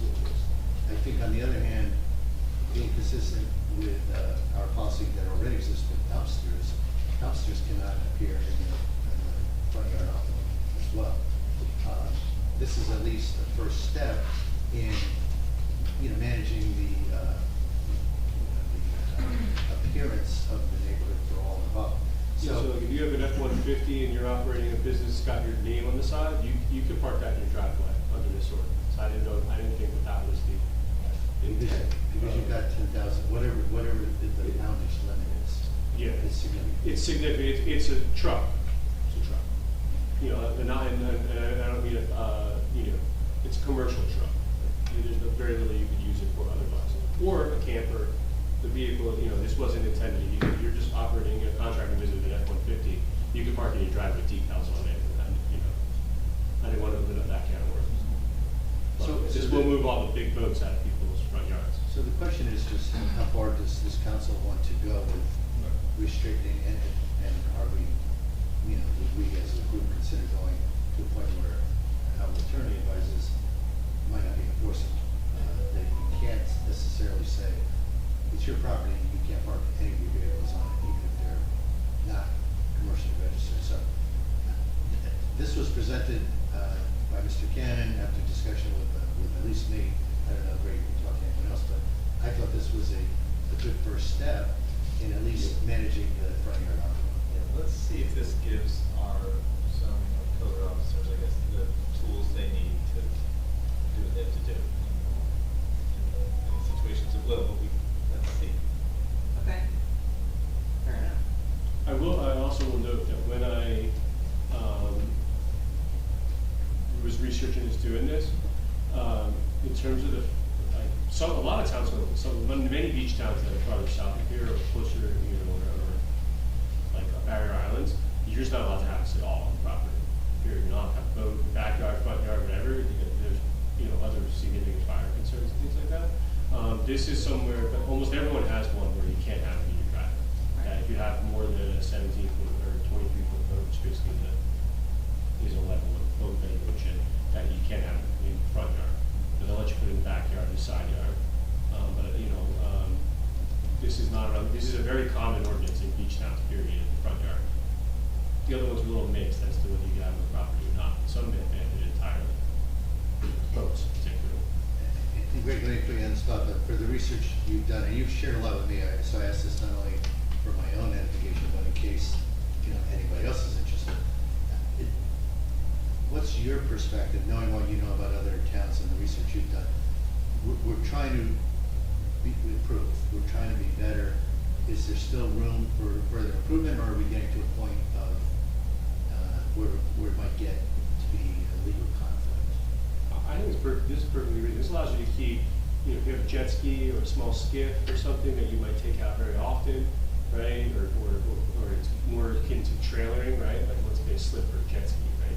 You can keep that in your driveway because it's under the 23 feet. But if you have a 26-foot boat that you don't just don't want to buy a slip for, you don't want to pay winter storage for, you can't keep that next, you know, block your neighbors, you back it out of the driveway out winter, pretty much. You know, I think it's a very reasonable compromise between what I saw online, from not allowed to have any boat on your property at all in boat storage in residential zones, to, you know, this is if you have room on your property on the side or the rear to hide it, then you're free to do that. If you have something reasonable, you can keep it there, but you can't keep, you know, a 40-foot boat with 4 outboards in the driveway next to your neighbor, you know, which is, I think, reasonable. Good, thank you. Any other comments or questions? I'll make a motion that we approve the introduction of ordinance 2025-24, large vehicle trailer storage. Second. Mr. Noble? Yes. Ms. Greenblatt? Yes. Mr. Nowicki? Yes. Mr. Weber? Yes. Mayor Guptezi? Yes. Ordinance 2025-25, Chapter 5, hiring a police officer. We actually had the opportunity to have a fairly lengthy discussion on this earlier. This, bringing everybody back to trying to give the council the appropriate authority, which is the mayor and the council, the ability to build the base of the pyramid by hiring in a potentially, you know, additional person over what the current ordinance allows. Any comments or questions? I think there's a couple good points that, Lauren. mentioned. One was that the minimum of 17 officers is not a bad consideration to be, what is that minimum, what is the goal, minimum size of the police force? And so I think that that's actually something that we could consider putting in, so that we have To a lock minimum in. 17, so that way, yeah, so, you know, so it doesn't give the chief the opportunity to just operate at 16. It says, no, we need to hire and hold the force of 17 at a minimum. Wouldn't we be able to address, I thought of that too, but in the budget process, we would probably address that, we kind of have to do the math for them to reach in their budget, and, you know, if he said, oh, we're gonna drop down a couple of officers, like, we would notice that in the budget process. I mean, I think We can push back on that then. I don't disagree that the more definition we have, the clearer it is to all of us here, our residents. But the more definition we have, the less flexibility we have. So if the chief were to come to governing body in some unusual circumstances and say, I don't need to replace this person, I'd rather give this other person a promotion and use that money to spend here for these reasons, I'm just suggesting there might be a reason in the future where we would want to have that flexibility. We would still have this discussion in public, I would think. Yeah, I'm just looking at the downside. The upside, I think, having to give that flexibility, I'd like to put a minimum size of force and not leave it up to something that could just operate over time, even in a budgetary issue, that the goal is, wait a second, we're down to 16, we need to hire, you know. But So. what's your concern that we might be understaffed? Because I don't think the chief would. I don't think they would want allow that to happen. So we could, you know, I guess, what's the catch of that? How do we? Less flexibility for us. I think that's the challenge. Right. And the chief. But again, I don't think there's any motive I can even anticipate where us or a future council would just secretly try to diminish the Just size. raise all the salaries, the budget's still the same, but we have less policemen. That would be the scenario. But I don't think we would go there, but I just want to make sure that we, you know, recognize that, that flexibility does need that opening, that a reduction in police force would not be a good thing. spirit of this is that he can hire more, not hire less. I want to So, be the yeah, spirit of it. yeah, And to create flexibility for all involved. this is true. And I also agree that the resolution to have to hire, I think we've addressed that concern, so I'm okay with that. So I'm okay with the opening up to the flexibility. And the slippery slope of reduction would be a concern, so long as we somehow are barred from that and aware that we don't want to reduce our force. You know, I think that's the important point to come. I was just gonna say, I would imagine that it's based on the population size generally, and, you know, the fact that we're also a tourist town, so, you know, if our population changes, if our population increases, you know, I don't know, I mean, I'm kind of in agreement with Paul about having no fewer than, but if it causes, you know, any, constraints, as you had mentioned, you know, that's something. And I do think that it's not just the size of Bradley Beach. We have growth, significant growth, happening in Neptune City right across from Memorial Avenue. So that it's not just about our population, it's about the surrounding community population and the need for, you know, policing with that growth of the adjacent communities. So I mean, no one is arguing, including me. Right. No. Every discussion I have is how can we increase policing? Yes. But 5 years from now or 10 years from now, when none of us are sitting here, and Maybe. or maybe, You never know. and some police chief says to some new mayor and council, we really need to decrease that for some reason, we have to change the ordinance at that point. You can do it within 34 days, so. No, again, we can do that, as Yeah. Ms. Zager pointed out earlier. The goal here was simply working with Mr. Cannon and the chief to try to come up with something that would give us all that flexibility. Nobody's worried that we're gonna forget, and go, oh, it used to be 17, but now now we're at 16, and we've kind of left, we forgot it, yeah. Mr. Cannon, I don't think this is a risk. That said, would you have any concerns with creating language that says we're still targeting a minimum of 17? Yeah, I feel this might happen, so I just started writing it. Says the department will consist of a police chief and at least 17 sworn regular members of the police department, but as many sworn regular members of the police department as the appropriate authority may deem necessary to ensure the safety and security of the borough. That doesn't sound too great. At least 17 sworn regular members of the police officers, or as many.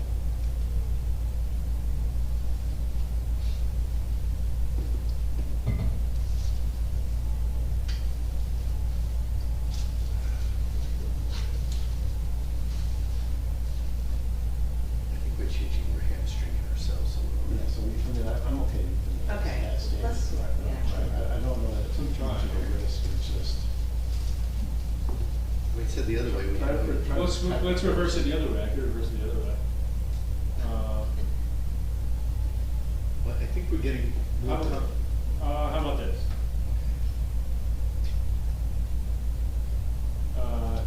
And as many sworn regular members of the police department as the appropriate authority shall deem necessary to ensure the safety and security of the borough, but in no event shall the police department consist of less than 18 members, including the police chief. Okay, now, okay, why are you're saying that, just to be clear, because the current language excludes the chief, right? Yes. And then we go down to the bottom, we carry that language to the patrol, and it would be as many patrol officers as may be deemed sufficient and necessary by the appropriate authority, but in no event shall there be less than 11 patrolmen. Again, I think we're unnecessarily limiting ourselves, but, I overdefined it. yeah. And plus, earlier, Greg, the ordinance used to reference 17 excluding the chief, so we gotta make sure that we're consistent, are we including or excluding, right? I don't have it in front of me. Yes. I'm okay leaving that the way it was, Greg. I think we're okay. I don't think it's I did give it a try for you, and Yeah, Dennis- yeah. Dennis agreed. It's a wordsmith. Right. Is everyone okay with I'm- moving forward as originally planned to introduce, or are there still changes we should consider? The chief's okay with it, right? The chief's okay, right?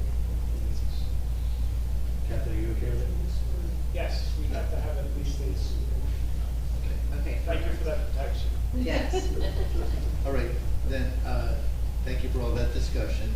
I think based on coming full circle, we're back to feeling comfortable with this revised wording. So I'll make a motion that we approve the introduction of ordinance 2025-25, Chapter 5, hiring a police officer. Second. Mr. Noble? Yes. Ms. Greenblatt? Yes. Mr. Nowicki? Yes. Mr. Weber? Yes. Mayor Gubatosi? Yes. Okay, we are moving to an adoption of an ordinance, and this will allow public comment. So let me make a motion to open it to the public for comment. Second. Mr. Noble? Yes. Ms. Greenblatt? Yes. Mr. Nowicki? Yes. Mr. Weber? Yes. Mayor Gubatosi? Yes, and I'll open it to the public for comments on bond ordinance 2025-19, which again is borrowing that we are advancing in order to do repairs on Fifth Avenue sewer. Any comments or questions? Okay, seeing no comments or questions, I'll make a motion to close public comment and adopt bond ordinance 2025-19. Second. Mr. Noble? Yes. Ms. Greenblatt? Yes. Mr. Nowicki? Yes. Mr. Weber? Yes. Mayor Gubatosi? Yes. Also up for adoption and also for public comment, ordinance 2025-21, ordinance amending chapter 160, which is basically updating our construction code, uniform certificates of occupancy of the borough's revised general ordinances to update and increase certain fees. I'll make a motion to open it to the public for comment or question. Okay. Mr. Noble? Yes. Ms. Greenblatt? Yes. Mr. Nowicki? Yes. Mr. Weber? Yes. Mayor Gubatosi? Yes. Public comment or questions? That's okay. Okay, seeing none, I will make a motion to close public comment and adopt ordinance 2025-21. Second. Mr. Noble? Yes. Ms. Greenblatt? Yes. Mr. Nowicki? Yes. Mr. Weber? Yes. Mayor Gubatosi? Yes. Moving to item 10 on the agenda, communications.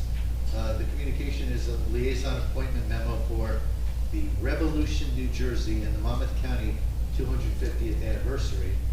And specifically, the memo to Borough Council identifies the following.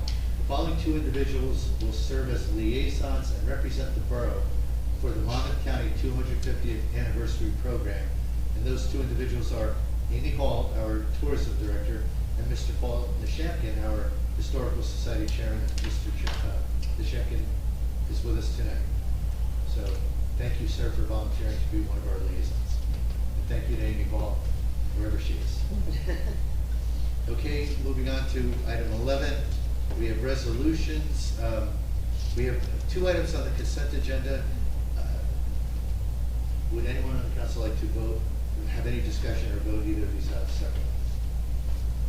I just want to say that this is a long time in coming, and thank Mr. Nishamkin as borough historian of the Historical Society.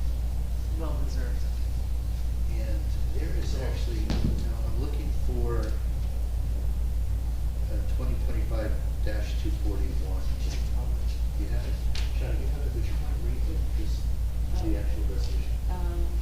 241? Yeah, we do have it. I'm asking Councilwoman Greenblatt to read this because it does recognize Mr. Nishamkin's contributions to the borough. And that is obviously the backdrop for. Sean, you have it? I do. Okay, great.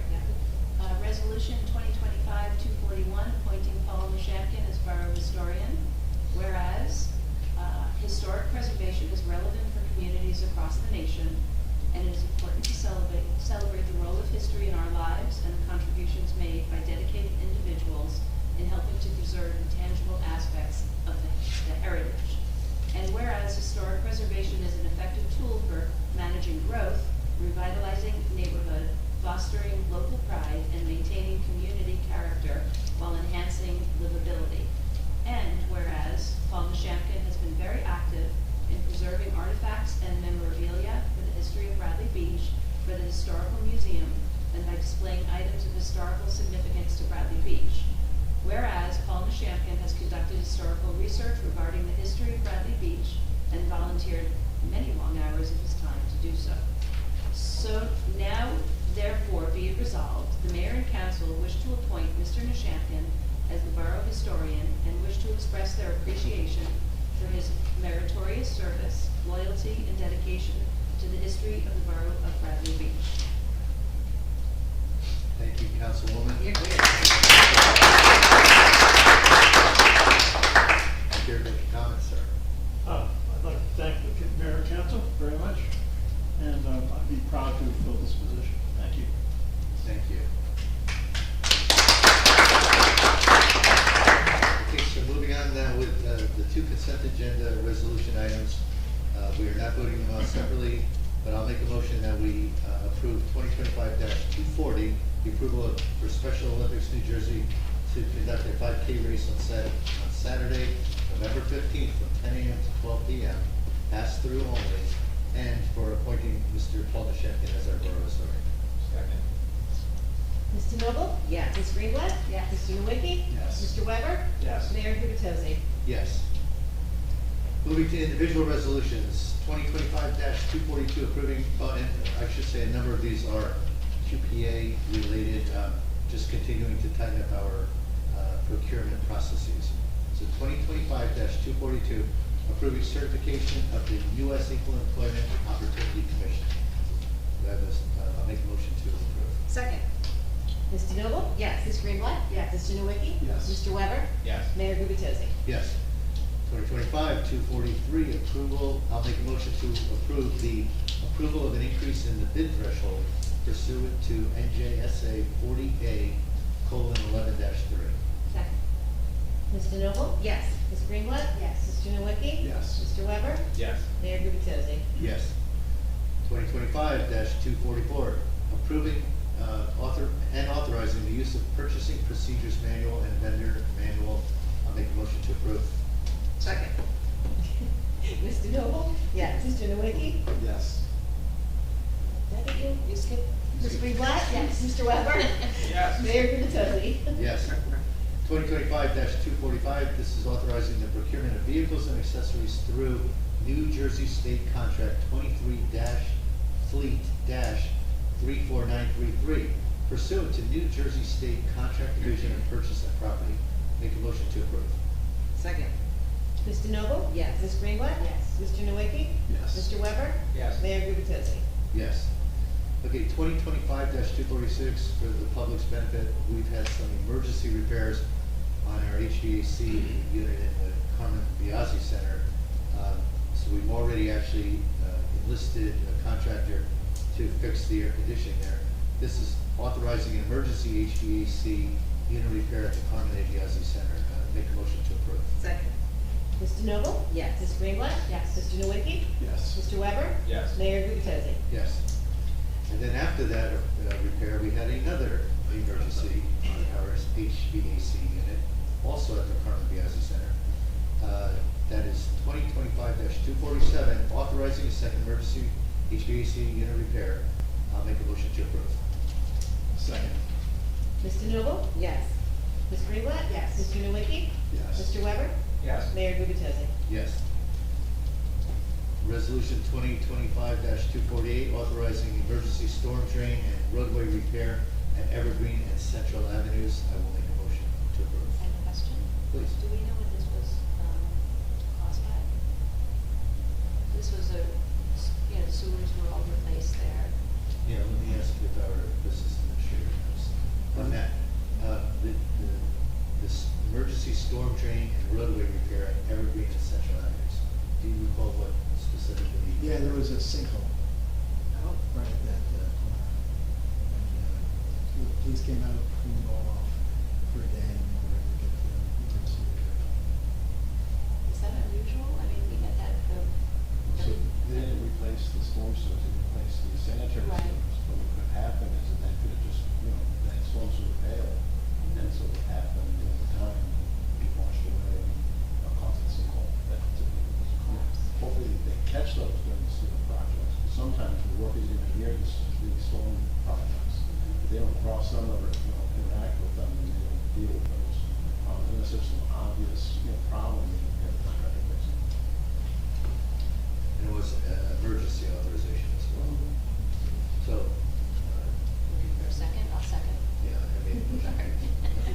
Noble? Yes. Ms. Greenblatt? Yes. Mr. Nowicki? Yes. Mr. Weber? Yes. Mayor Gubitezi? Yes. Resolution 2025-249, authorizing general engineering services with CME Associates for Sylvan Lake outlet control gate replacement. Comments especially from Mr. Councilman Nowicki. Any comments here? No, little explanation on this. There's a series of projects that are critical to the lake. This particular one is the outlet gate, which basically controls the water flow. Either holds back the water in the lake or allows water to pass out to the ocean. And that gate is pretty old, and we actually 2 years ago had a failure of that gate. And DPW ended up going in there and doing temporary repairs on it. We had engineers look at it, they assessed it, they helped define how to fix it temporarily. And now over the last 2 years, it continues to fail.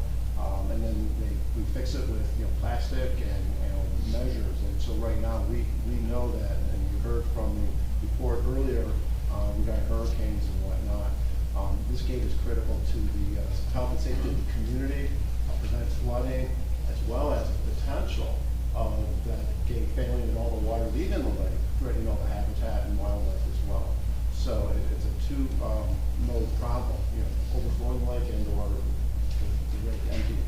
So this is a critical piece of the infrastructure, and it needs to get fixed. It was actually identified over the last 2 years, and so we need to move on this.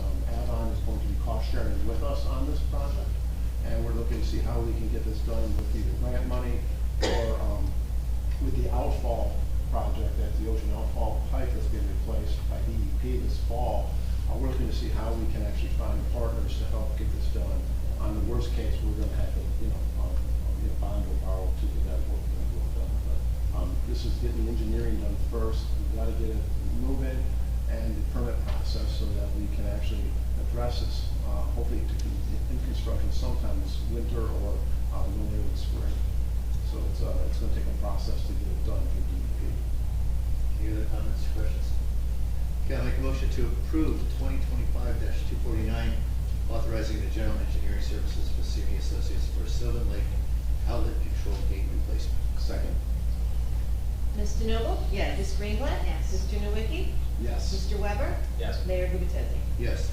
Quick comment on 2025-250. This is us, the council, the governing body of Bradley Beach, making a request of the state DOT to allow us to move those 15-minute parking spaces to 2-hour limits. So 2025, I'll make a motion that we approve 2025-250, authorizing a request to the DOT, New Jersey DOT, to change the time limit on parking spaces on the west side of Main Street in front of the police department. Okay. Mr. Noble? I just want to say a quick thanks to everybody. This was a team effort between the businesses, you, the chief of police, and this. I've been looking for this to be done for the last 10 years. So I really appreciate this, and I'm going to say yes.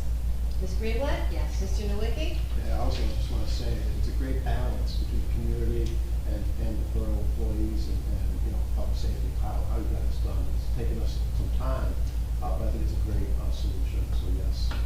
Mr. Weber? The state's gonna make it take longer, but some businesses are really gonna be happy. Glad to get this done, so I vote yes as well. Mayor Gubitezi? Yes. Okay, 2025-251, authorizing the retention of expert witness WJH Engineering for zoning enforcement in the matter of Garrison et al. Versus Bradley Beach et al. Docket number MON-L-3458-22. Mr. Cannon, is this worth a 1-minute summary of why we're doing this? Sure, the borough's engaged in a lawsuit titled Garrison versus Bradley Beach. Has to do with zoning violations on the property, the case that I'm handling, part of the case that I'm handling. As we discussed, I'll extend my best efforts to resolve the matter, satisfaction of all parties. We have to continue with litigation, and therefore I need an expert outside the borough to opine on the zoning violations that exist on the property. Very good, thank you. And this is not in the case, it's from. It's been a while. The docket number's on there. The last two numbers of the year it was filed. Okay, oh, so 2022, thank you. 2022. Yeah, I mean, Any other questions or comments? make a motion that we approve individual resolution 2025-251, authorizing the retention of the expert witness. Mr. Noble? Yes. Ms. Greenwood? Yes. Mr. Nowicki? Yes. Mr. Weber? Yes. Mayor Gubachesi? Yes. Item 2025-252, this is authorizing the settlement of pending litigation before the Superior Court of New Jersey, Monmouth County, entitled Hall versus Borough of Bradley Beach, docket number MON-L-2713-24. Any comments or questions? I'll say something. So I'm, new to the council relative to this, which I believe that the last two digits, 24, reflects 2024. So this was ongoing, I guess, in 2023 and 2024. So I've gotten myself up to speed on this issue, and I, feel that I've gotten enough information to be able to vote on this. I think with any settlement, it's just important to restate that two sides are meeting somewhere in the middle. Neither side is, we're not, we, the borough, the council, and the governing body, are not acknowledging blame.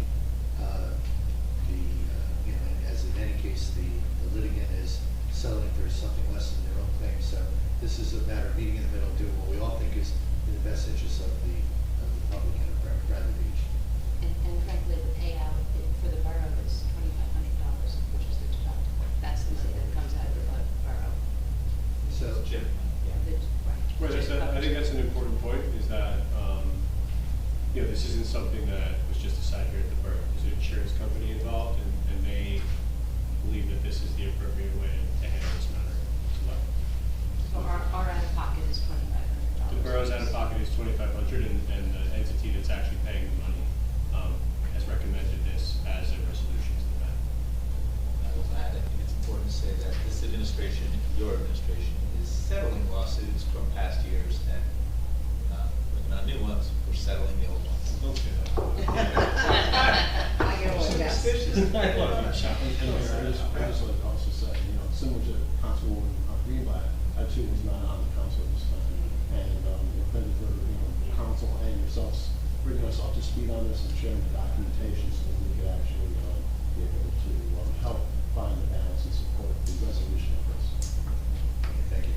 So, no further comments. I will make a motion that we approve resolution 2025-252, authorizing the settlement of the pending litigation. Second. Mr. Noble? Yes. Ms. Greenwood? Yes. Mr. Nowicki? Yes. Mr. Weber? Yes. Mayor Gubachesi? Yes. Okay, final item on our resolutions is the bill list. It's item 2025-253. The bill list dated July 15th. Any comments or questions? I reviewed it, I had no questions.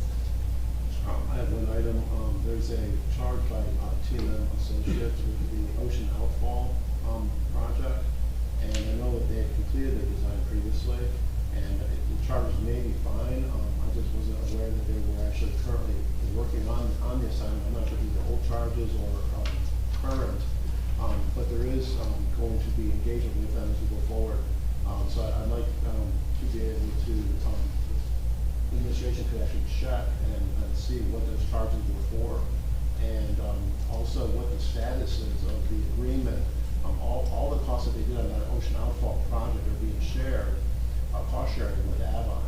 And so I want to just get a status of where are we at with all of that, and this is an opportunity just to take a look at that charge as well, and just so, are we all bundled up with that work today prior to construction, and then the path forward on construction? We need to take a look at that.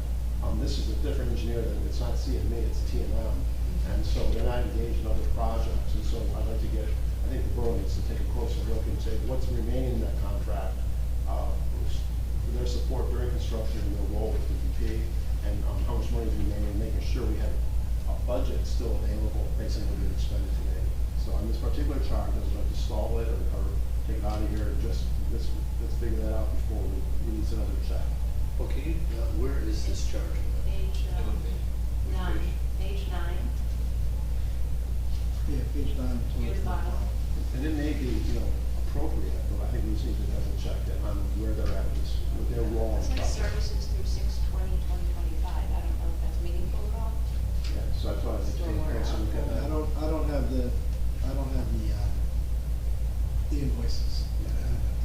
Okay, so. Talk to The the council payable. QT was out of, there were, our accounts payable was not here last week when I questioned, was asking about that status of that work. So I think we just need to button that up and let's take a look at that before we. Is it any indication, because it says stormwater outfall soft, as it sounds like soft? Yeah, that's design cost, but their design is complete, so I just don't know what their activity is. And I'm more concerned about the path forward with their contract and making sure that, you may budget, and what work are they doing out currently, because there shouldn't be really much effort. Yeah. So the question, the dollar amount is $646.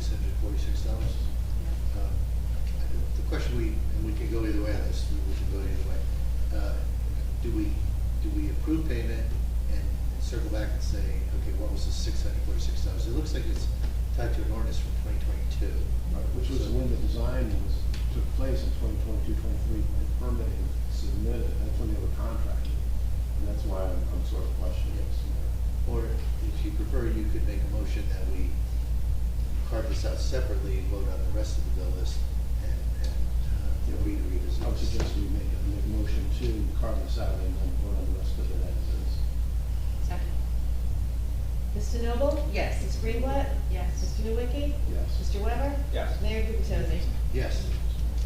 Noting that we will follow up with TMA to just understand what the service is. TNM. Correct. TNM, sorry.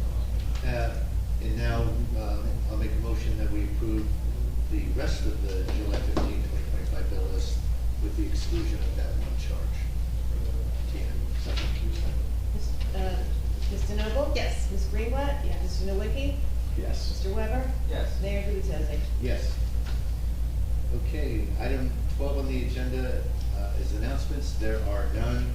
Item 13A that we all wait for eagerly every meeting, the administrator's report. Mr. Doherty. Yes, sir, Mr. Mayor.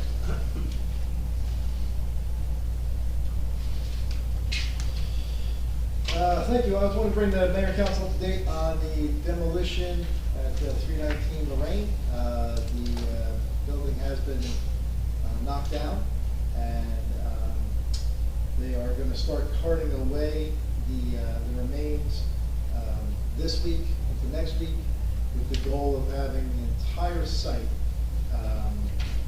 cleaned up with new topsoil, fertilizer, and seed application by the end of the day on July 20th. So hopefully by the end of this month, the entire site will be cleared and ready to go. And when I say ready to go, we're going to look to start marketing the lots. So working with Sean Canning, our QPA, as to how we auction off these lots, we think it's important to start marketing them to get as much of an interest as possible in the 4 lots. Right now, tentatively, we're aiming to have an auction at the second council meeting in September. We think that'll give us plenty of time to, again, market, whether it's in things like homes and land, also do press, but to try to get as much interest as possible to generate as much revenue for the taxpayers here in Bradley Beach. Next, we hired a new code enforcer. Right now, everyone performing code enforcement duties does it as a part of another job they do. So for instance, we have 2 members of our Department of Public Works who also act as code enforcers. They're more reactive. The gentleman we hired is going to be active. So they'll literally be driving around looking for code violations. We are not interested, we hope that he never writes a summons or issues any fines. We're simply looking to bring people into compliance with the existing code that's on the books through a variety of ordinances, some of which this council has been a part of.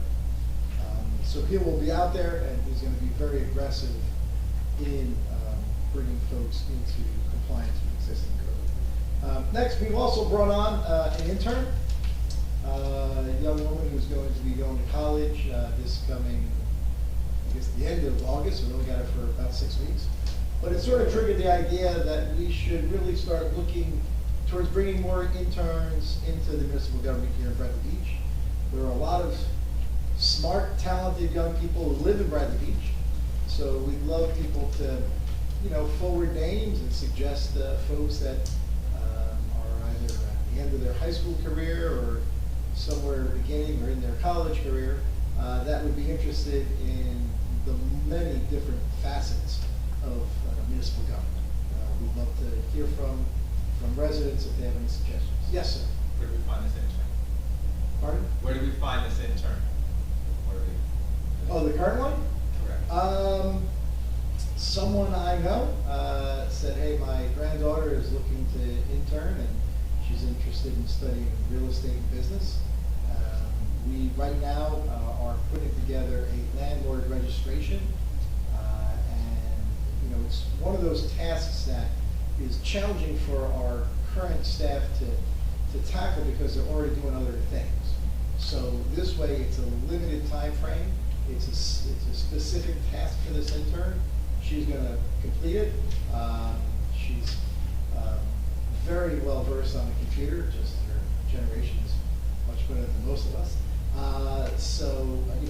It's those type of tasks that we'd like to assign to interns. So as opposed to them just coming into municipal government, have specific things, whether it's in the building department, could be in the recreation department, whatever other departments we have, where we have those needs for tasks that have specific start and end dates. Sounds like a great project for an intern. I should ask us, should we be reaching out to places like Monmouth University or Brookdale or whatever? So did they come from a specific, school or program? I guess not, but just maybe we think about that. We reach out to those schools and others.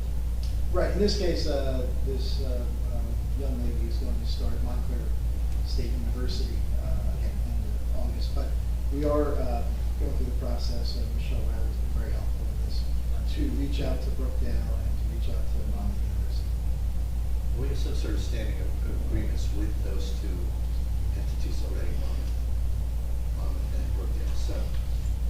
So I think we can build on that, as Councilman Weber was saying. And Matt, to your point about bringing in this one intern, you and I discussed just earlier today, we probably could use one or two more because we peak of the season, we do have backlogs in certain areas. And a lot of it is just processing paperwork, and we can use people who have some technology expertise as well to help us. Yes, sir. Also want to update the mayor and council. Last Monday, 8 days ago, there was a hearing on an appeal of the zoning permit for Darcy's outdoor dining. Under the state statute, anyone is able to appeal that permit. Someone did appeal it. The day of the hearing, they withdrew their appeal, which they're entitled to do. The hearing officer still wanted to go through the process because it was a public hearing. Went through the process and made his determination in writing, and determined that the zoning permit was proper and that the town did follow the proper procedures. Beach revenue. I don't have an exact number, but we're doing very well. I can tell you that the July 3rd, 4th, 5th, 6th, Thursday to Sunday, when the weather was great, we generated over $150,000 in revenue. One of the things that really stood out was about $117,000 in cash and coins. So one of our goals is to move to a cashless beachfront next year. Just to give you an idea of some of the process of when you deal with cash, it all gets counted on the beachfront, then it goes through the police department, then the police department brings it to the front office, it gets counted there again, then it goes back to the police officer who takes it to the bank, which obviously is not a very efficient process. So That's a lot of coins. And Atlantic City first. So hopefully by next year we'll be completely cashless up on the beachfront. We mentioned Ocean Park Sewer. Lastly, just want to mention that, and I think we mentioned this before, that the court administrator, Patricia McGill, is retiring. We had a variety of outstanding applicants for the position. The mayor and I interviewed several of them, 5 of them total, just this yesterday, and along with our current judge and 2 other administrators in Monmouth County. And a lot of folks may not know Patricia McGill, which is a good thing because that means you've never been in court. But she has done a tremendous job. We run a very efficient court. When you talk to other towns, they look at how well the Bradley Beach Court is run, and it's a testament to her. So we're going to take our time to make sure that we find the right person to replace her. But it's our goal to have that right person replacing her sometime in August, certainly by the end of August. That's all for me. Any questions from the council? Yes, ma'am. I just wanted to, comment. I know 2 people who live across the street from 319 Lorraine, and I just want to say that they really commended the process of the demolition company. They thought they did a wonderful job. So it's important to share good stories, because I'm sure there are often many alternative stories. And in addition, there was a resident who I guess you greeted at the store, and he was very happy that you came by. So I commend you for, walking the beat on Lorraine Avenue and communicating with the residents. I think that's really important. So thank you for that. Thank you. I try my best so they don't come up here to this dais. And I just wanted to ask about the new code enforcer. Is this individual full-time, part-time? Right now, he'd be considered seasonal, with the idea of making him full-time after this summer. So seasonal full-time at the moment? Seasonal part-time. Okay. One of the things that I've always discovered is, when you hire folks, it's nice to have a little period when you get to know them, they get to know the position, to make sure that it's going to be a good fit. So hopefully by the end of August, we'll know if this is going to be a good fit. And Matt, thank you for 319 as well, because I know that demolition is a dirty job, and there's a lot of community concern around it, and it's gone smoothly for a deconstruction project. So thank you for shepherding that through. Any information or on the Park Mobile? You mentioned the beach revenue. How's the Park Mobile working? Any feedback on that? The Park Mobile is working well. We are running into some instances when folks don't put in their right numbers and letters of their license plate. So if you're off by a digit, you get a ticket. Now, the good thing is when you can show, hey, I was off by a digit, I did pay, that ticket does go away. So there's a little bit of operator error by the end user, but and also if folks have pre-programmed cars, they may have 3 cars in their Park Mobile, they may have driven the different one than what's the default. They just go to Park Mobile, they think they paid, and in fact they paid for a car that's sitting in their driveway. So we've run into some of those issues, but overall it's working really well. Thank you. And one other thing before I finish, and I want to thank Paul Shankin for this, the demo company was able to save the bell in the church, and that bell's ultimate house home will be at the school. So right now we're looking at the condition of the bell, see if we got to clean it up, not clean it up, see what type of things we need to do to the bell that's God knows how old, and then bring that to the school. Our Department of Public Works, mount it properly on some type of a concrete pad, so we can continue to have a home here in Bradley Beach. Wasn't that bell funded from the school? Maybe Mr. Champion can share that information. It's so interesting. Yes. I couldn't hear the question. The bell. What's the history of the bell? The history of the bell. The bell was purchased by the children of the parish in 1900. They collected the pennies and bought the bell. And basically, and we thought it would be most appropriate to put it in the schoolyard. the superintendent Edelbert agreed. And I want to thank you for helping get it out. The demolition people had a difficult time doing it, but they did a good job.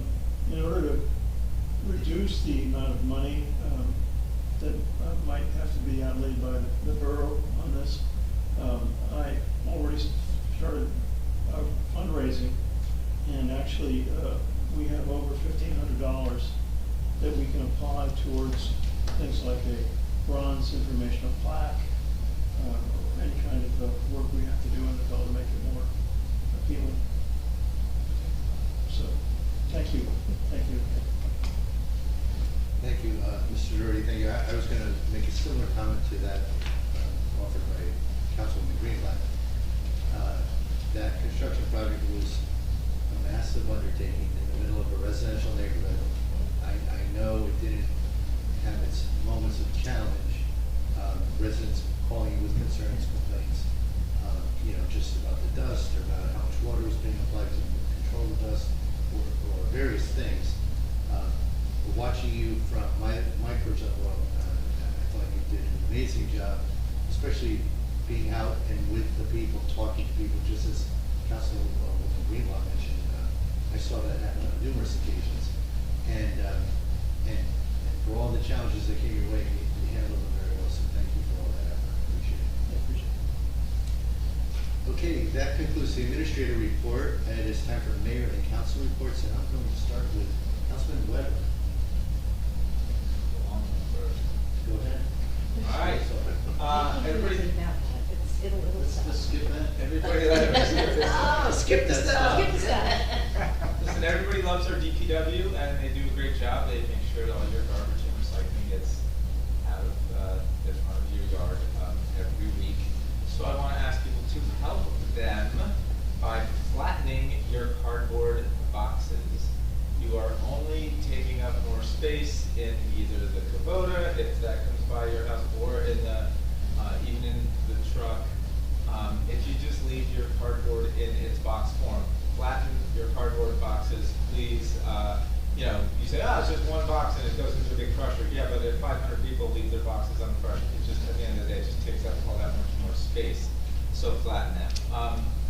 On the theme of good news or people saying good things about people, we got a very nice letter from a resident on Newark Avenue that wanted to compliment Mike at the DPW because he simply requested when he saw Mike down at the DPW yard. He said, hey, we got this crooked street sign and it's been crooked for like years and I've tried to fix it and I don't know what this guy tried to do to fix it and get it fixed by the town before. But DPW came and said, yes, and they fixed it, so that was great. Congratulations, Paul. It is super ironic that you were bestowed this honor at this meeting, but it's well deserved. Congratulations, nonetheless. And finally, everyone's going to hear from me on the church because I've been silenced on this for years, and not anymore. So the last administration really went out of their way to silence me on this issue. But just to recap for everybody, because a lot of people in town, it's been so long, people are like, why is this a controversy? How did we get here? What happened? In 2019, the mayor and council at the time voted to buy the church. It was unanimous. It wasn't controversial at all. And why did we do that? It's because 500 people signed a petition to save the church. We had a council meeting in this room that was standing room only, and everybody except for one person was saying, save this church. And just even more context, it was the day after Election Day in 2019 that the Camp Meeting Association of Ocean Grove, who owned it, put it up for sale. And that was really disappointing to me because I was like, I just ran for election. I just knocked on almost every door in this town. I had a team of people that knocked on every door in this town. It really would have been great to know that you were going to sell this thing, and then we could have asked people, like, how do you feel about that? Have you, gotten the pulse? I thought we got the pulse when 500 people signed a petition and packed this room and all that stuff. But so I think, the idea, of course, was to turn it into a community center. And I think, the thought process was some of the following. Our public facilities are really lacking, and that's actually being charitable about it. And, here's some of the real things that have happened in this town since we bought this church. which to me highlight that we really could have used some extra public space and a really nice community center. We have an arts council that has nowhere to put on a play. Shakespeare at the Beach has been canceled several times because they put on Shakespeare at the Beach in the summer, and there's like 95-degree heat, and they just had to cancel. Really would have been nice if they had a place to move to and get that done. Arts Council, they use the school for other performances, which is really nice that the school lets them do that. I think that's not such a great idea for safety reasons. Having hundreds of people in the school for weekend performances kind of makes school security a heck of a lot harder in the following week. It would just be better if the Arts Council had a space of their own, so to speak. Kids in this town, kids in this town, I got kids, what they do after school a lot of times? They go to the library. Why do they go to the library? It's because there's nowhere else for them to go. I have had adults tell me, as I was running for council, that they don't use our library because there's so many kids there in the afternoon. Just would be great to have those kids have a place to go. During COVID, again, I have kids, I send them to recreation camp in the summer, and during COVID, our recreation camp, they would have to send kids home if it rained because our recreation center wasn't big enough to accommodate all the kids inside with the social distancing rules that they had to follow. So it would have been nice to have a bigger space for those kids to go. We have this great thing in town now, we didn't really have back then, but songwriters on the beach. We've been really lucky. It doesn't really get rained out, but imagine if it was just pouring and all these people were looking forward to seeing some of these artists. It would be great to have a place for them to go and have those performances. We have a historical society that really doesn't have enough space to store and display all their artifacts. That has been a controversy in this room time and time again. The Ozzie Center, they're kind of getting kicked out and all that stuff. We don't have a place to show a movie. We used to have a place to show a movie. It was the Ozzie Center. I've used it myself. It wasn't great, but it worked. At first, some of that space was given over to the code and construction offices. First time with the knowledge and permission of the council, made the space a little smaller. We could still use it to show a movie and whatnot. The second time it was done without the knowledge or the consent of the council. So now it's no longer big enough to set up 50 or 60 chairs and show a movie or have a speaker or have a slideshow or anything like that. Sure, we can ask the fire department, and they're great, and they oblige us when they can, but they can't always. They rent out their space for money. They need the money, they need that rental income, and it can certainly cause a conflict for them when the town asks for their space and we want it for free. With this, idea of a community center, we never really fully explored the idea of leasing the space to somebody once it, was fixed up and usable. Other towns have arrangements like this where they rent out their public spaces for weddings or events, or they lease it to some kind of vendor or something like that. They pay us, and when their lease is up, we still own the building, and our leasee probably paid us to pay for improvements. These kind of arrangements happen in other towns. Foreshadowing the process, where we knew this was going to be mismanaged for years, came right in the beginning in the real estate transaction. Normally in a New Jersey real estate transaction, the seller pays for asbestos removal. But we didn't have a realtor involved who would have looked out for our interests, despite myself and other people arguing that we should have a realtor involved in the process.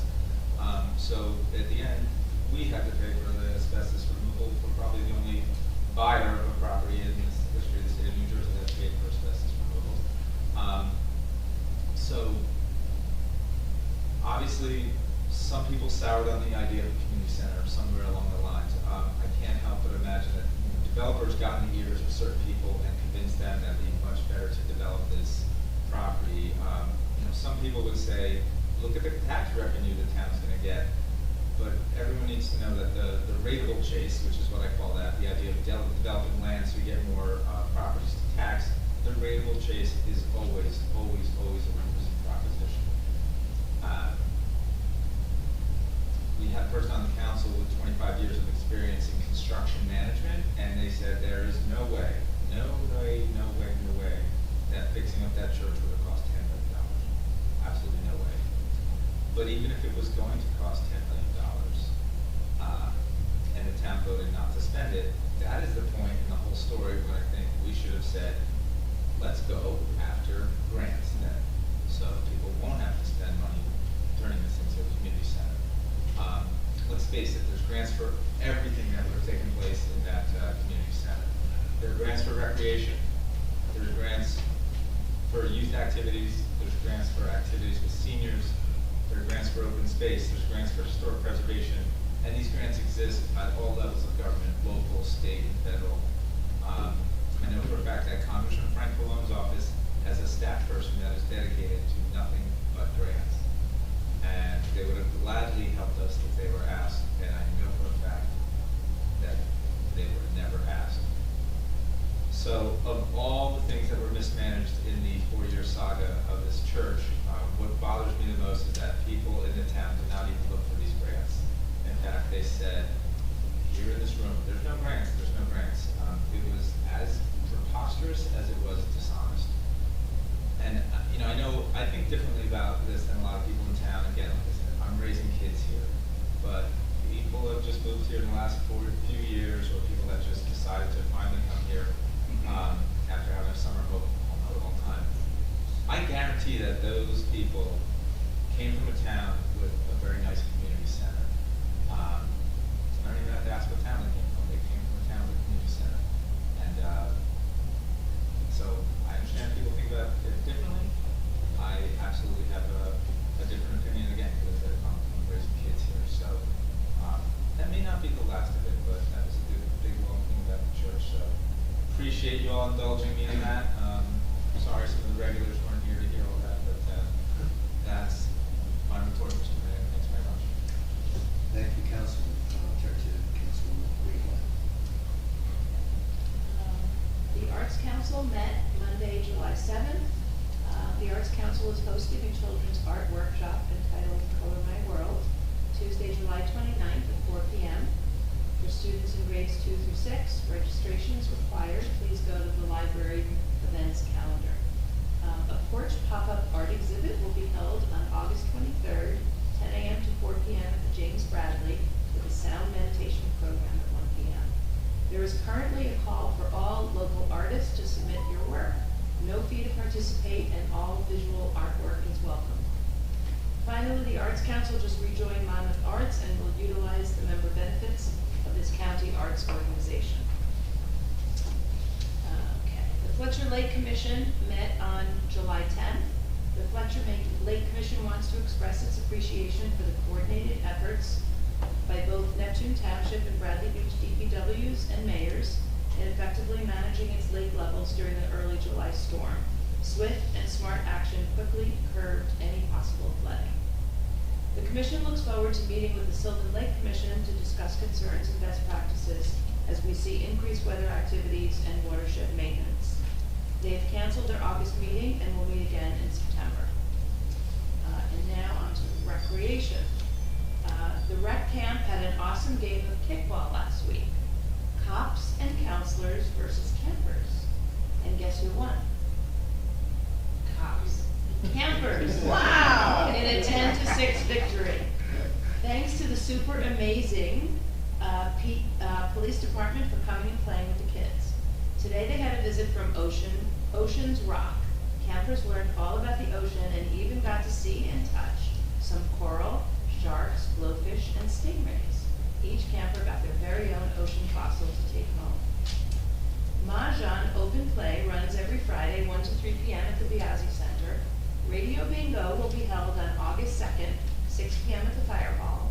This rec event is co-hosted by the Ladies Auxiliary of the Bradley Beach Fire Department. Tickets are on sale now. Please contact Courtney Pappas to purchase your ticket. Be sure to check July's Salted Soul Yoga program, which can be found on the rec webpage under Beach Yoga with Salted Soul. Recreation continues its 4th annual Back to School Bingo, where any school-aged child can come to the Bradley Beach Rec Center on August 17th from 6 to 8 p.m. and play a few games of bingo. Every child in attendance will go home a winner with a great appropriate backpack filled with school supplies. The rec department has purchased 150 backpacks, which were generously donated by the Bradley Beach residents. Now they need to fill them.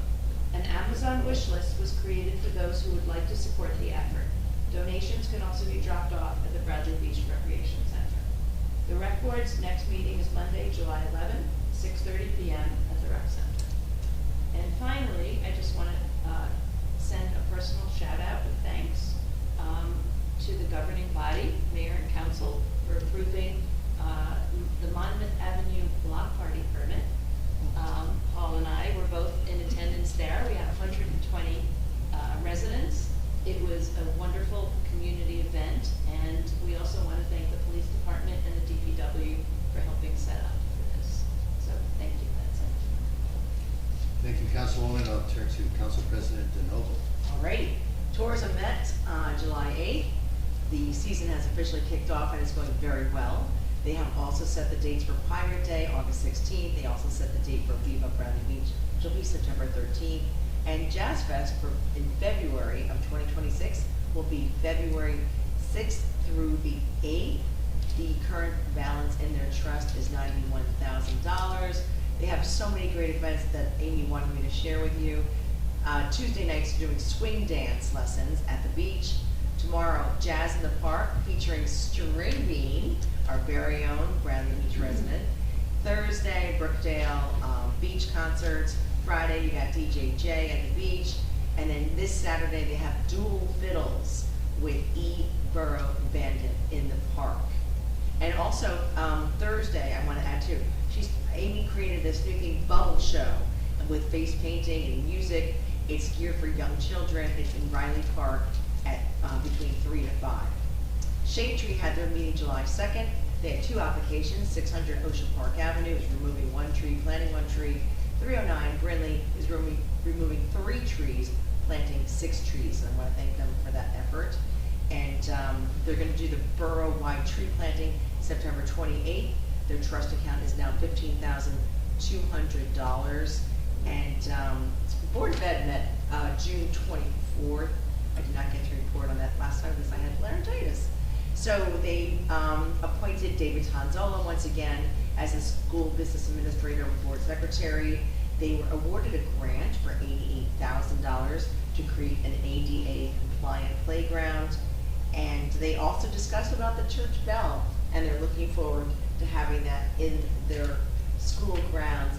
And they also continue the tradition of collecting coins, and now they use it to go to Washington, D.C.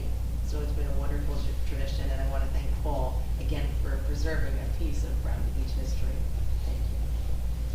Thank you. Thank you. Thank you, Council President. Councilman Nowicki. Okay, police activity the last 2 weeks. A subject was arrested and charged with a disorderly conduct and defiant trespassing after police responded to a report of a squatter on a Main Street resident's porch. A 19-year-old subject was charged with possessing a false ID after police found him in possession of a fraudulent New Jersey driver's license, making him over the age of 21. Another local resident was charged with defiant trespassing after police responded to an unwanted guest call for service. An Ocean Grove man was arrested and charged with theft after he was observed stealing a cell phone out of a bag belonging to a beachgoer who was resting. Another beachgoer observed this and notified the lifeguards, who in turn notified the police. Our special officers located and detained the subject, and the investigation revealed he did in fact steal the phone. Police want to remind everyone to please keep all your valuables well hidden and hard to get to, and always be aware of your belongings and report any suspicious behavior you might observe. So just don't leave things out in the open on the beach, and hopefully you don't take too many valuables down there with you. But there are people out there looking about, and keep your eye on things. With the assistance of the Asbury Park Police Department, a subject was also arrested on an outstanding warrant stemming from an assault incident. The individual had been on the run for about a month before finally being apprehended.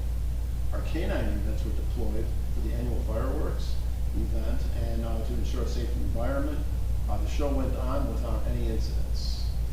And the police also arrested 2 subjects on active contempt of court warrants during the last 2 weeks. And that's the police activity report.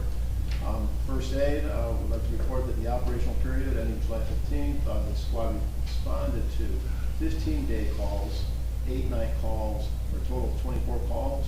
12 are for medical, 9 for fire. 3 calls involved water rescues. The squad provided mutual aid to Avon, Ocean Grove, and Neptune. The squad provided medical overwatch for the following 4th of July fireworks display, the Army 63 National Guard, band, concert in Raleigh Park, and the Jack Wright Memorial Lifeguard Swim, Saturday and Sunday, conducted one drill for the safety and education of the membership. The squad requested no mutual aid for this operational period. The squad fulfilled 100% of their assignments for this operational period, and they're still looking for volunteers for the first aid squad. We offer free training for qualified individuals. This is the advertisement. Anyone wishing to volunteer for the first aid squad, applications can be found on the borough's website. And then I'd also like to report on Sylvan Lake Commission. Tomorrow is our meeting. As you noticed, we were talking about projects earlier today, the Sylvan Lake Outlet Gate. There are multiple, about half a dozen different projects that are going to be going on at the lake. So come to the meeting tomorrow if you'd like to hear more. But there are also, we'll be doing some workshops here in the near future based on what comes out of the commission recommendations and the projects as they start to get developed. And then we're also looking to have a public awareness session probably early August that will highlight the projects and the need and purpose of what needs to happen for Sylvan Lake restoration. So it's a big program. It's going to have to critical for the health of the lake and for the future of that lake. So if you are interested, please come out tomorrow and stay tuned for the upcoming information as we put it out there. Mayor, that's our report. Can I just ask what time the Sylvan Lake Commission meeting is? 7 p.m. 7? Yes. It's here, Paul. Yeah, it's here. Thank you, Councilman Nowicki. For my report, I want to start out by also congratulating Mr. Shankin. It's an honor to be part of the governing body that was able to make you the appointment to be our historian. So thank you for everything you do for our borough. I did want to mention a couple things. One, a month or two ago, we assembled a financial task force. That group of 8 individuals, I see Peter here, I see Rick here, anyone else? At least 2 of our 8 members are actually here tonight, thank you. But we are making slow progress because there's an awful lot for us to organize. But only recently we've collected some very important information from PNC Bank. We're continuing to collect more, and from some other vendors. And anyone who may recall the Fred Evenow report, one of the concerns raised was that we had these 26 accounts that the borough didn't know about. I, as mayor, coming in, did not know about, but we discovered it, and we are tracking the history of those accounts. So making slow but steady progress. I just wanted to let everybody know. Our business administrator mentioned this, but I want to reinforce that we are beefing up code enforcement and with an eye towards the newest hire, Matt, as you mentioned, moving him from current part-time to a full-time position. We really want to begin to do a better job of being more consistent in our follow-up on code. And a very important early project that we are asking our new person to take on is in fact coordinating with Host Compliance. And for those of you who may recognize that name, Host Compliance is the entity that tracks Airbnb, VRBO, and other entities that do short-term rentals. We have an ordinance that at least begins to monitor short-term rentals, gives them guidelines for operation. For example, that they have to have 6.5 day stays, that they have to complete landlord registrations and so forth. Problem with our ordinance is it's voluntary compliance. If people don't tell us they are a landlord, that they are renting their property, we're only going to find out if a neighbor complains or something, but we don't have a way to overtly, aggressively track that.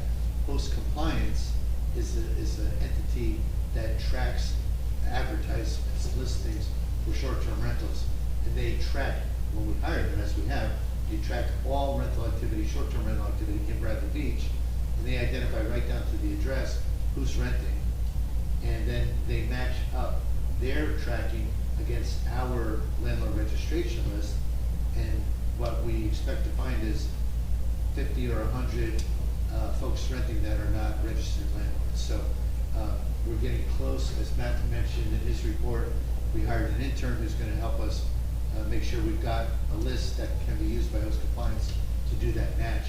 But that's a very significant undertaking that I'm proud to announce the borough's making really good progress.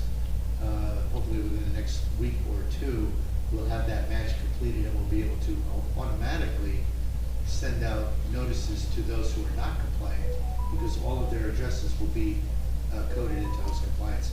They will be able to send automatic letters of non-compliance to those individuals. My next few things are, I realized I was writing out things I wanted to mention, and one overriding theme of this is the amazing collaboration and coordination this borough has received from our employees and our volunteers, led by the police, DPW, fire, first aid, OEM. So I just want to say that please note that as I go through this quick checklist of things I wanted to mention. But I probably didn't fully appreciate it as a resident. I probably didn't fully appreciate it as a councilman for the past 4.5 years. And I probably didn't fully appreciate it even in my first 6 months as mayor. But I just continue to be amazed at the collaboration we have among our employees and volunteers. For example, July 4th weekend, phenomenal event. I mean, I was there with family, with grandchildren. There were all kinds, what people don't know, what I personally have not seen, is the amount of coordination and collaboration between all those entities. OEM, police, fire, first aid, I'm sure I'm forgetting somebody, DPW, of course. Identifying areas that, where the command posts would be, and how they have people in certain designated areas, how they manage the traffic in and out, and so many things. It was very impressive. I mean, I think I was handed a 15 or 20 page binder by Bob Pearsall, who's sitting here.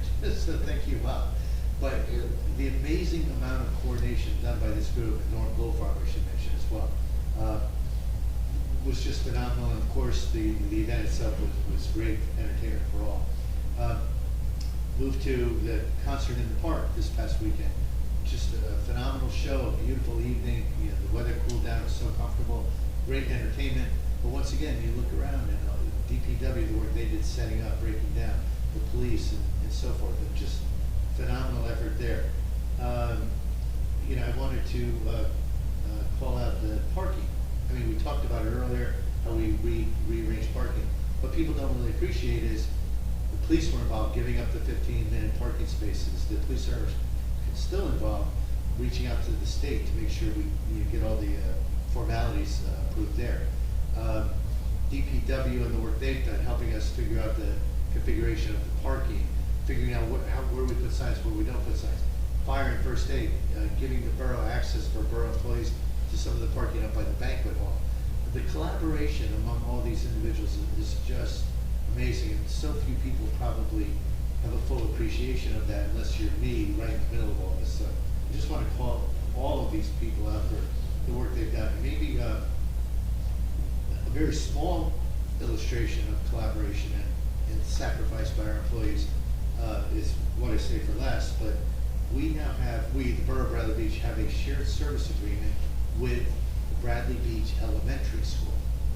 And that might sound a little odd, you don't typically think about sharing services within Bradley Beach, but the superintendent there, Michael Heidelberg, came to us and said, hey, would you guys consider a shared service with lawn maintenance and maybe snow removal and things like that you, the borough, do for the borough? You don't do it for us. But we currently pay, for example, $4,000 for lawn maintenance. And they itemized it, this much for mowing the lawn, this much for moving trash, this much for mulching. But they are currently paying $4,000. And they said, would DPW be able to take any of this on? I talked to Biagio Cavone, and he said, yeah, my guys, without overtime, just built into their existing schedules, my guys are going around town with all the right equipment, we can stop and deal with the needs for the elementary school. And we didn't quote unquote price that out or anything, we just said to the elementary school, listen, you're paying $4,000, would you pay the borough $2,000? You're saving 50% of your cost, you're saving taxpayers, school taxes, $2,000, and you're giving the borough revenue of $2,000. You're saving our residents' taxes from the borough, the equivalent of $2,000.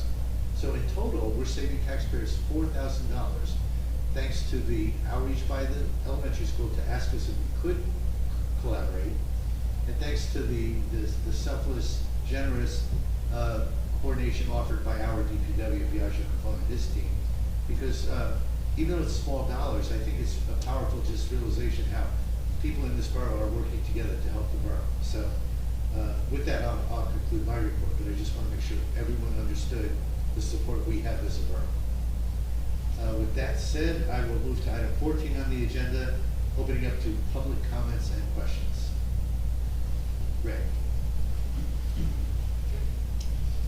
I'll make this quick. Rick Bartolome, 116 Newark Avenue. Three things. First of all, just so everybody know that there's now food on the weekends on the concession stand in Newark Avenue with the trailer, and its prices are very competitive as compared to some of the other concession areas, so it's something to look at. Second of all, I want to thank for the going out of the bids for the financial analysis for the sewers here. So I know that's the bids is scheduled to come in on August 6th. And lastly, just to keep it open for everybody, just want people to understand that I'm still looking at trying to get the telephone pole wires looked at, and phone call will be made to Ocean Grove, probably way down on the list of things to do to start maybe doing something in that area. That's it. Thank you. Business administrator's comment too. Did you at least get a sandwich named after you at the concession? Because I think you deserve that. You should ask them if they'll name a sandwich after you. No. Anthony he works during regular week. I think he's an attorney, so he can't do there during the can't open it up during the week. But he's also trying to amend the menu to have breakfast there. He has some breakfast items now, but he's going to be very flexible on trying to see what people want to buy, and then he'll have that. Rick, two things. One, our BA, I think, Matt, did you have a comment? Yes, about the wires. Yes. Particularly in Ocean Grove. So, it wasn't done by the municipal government. Okay. It was actually an individual who took it on themselves. Municipal grassroots way of doing it. And they started with one block, one side of the block. And little by little, they made progress throughout. So we don't want to mess with that. We want to do everything at one time. But we're already talking with them about how they were able to massage that, because, again, on a telephone pole, there could be a variety of different cable providers. Obviously electric's on all the way on top and it's out of the way, but whether it's Verizon, and you could find some Sprint lines, WorldCom, MCI, if anyone remembers them, like they're still out there. And there is a process to get them cleaned up, which is a good thing. So, if Ocean Grove can do it, there's no reason why we couldn't do it by any means. That's why I brought it up. So we are working on it, but it's not as if the municipal government did it. So we're going to have to do it as I think the most effective way was the way they did it, which was going directly to the BPU and then working through whatever companies are still around to remove those dead wires, and also the ones that are dead to clean them up so they're not sagging and hanging. Rick, one other quick comment. Mm-hmm. As of this morning, we've been in touch with the concession on Newark Avenue because there actually are a couple of applications they still need to go through. I've talked to the owner directly.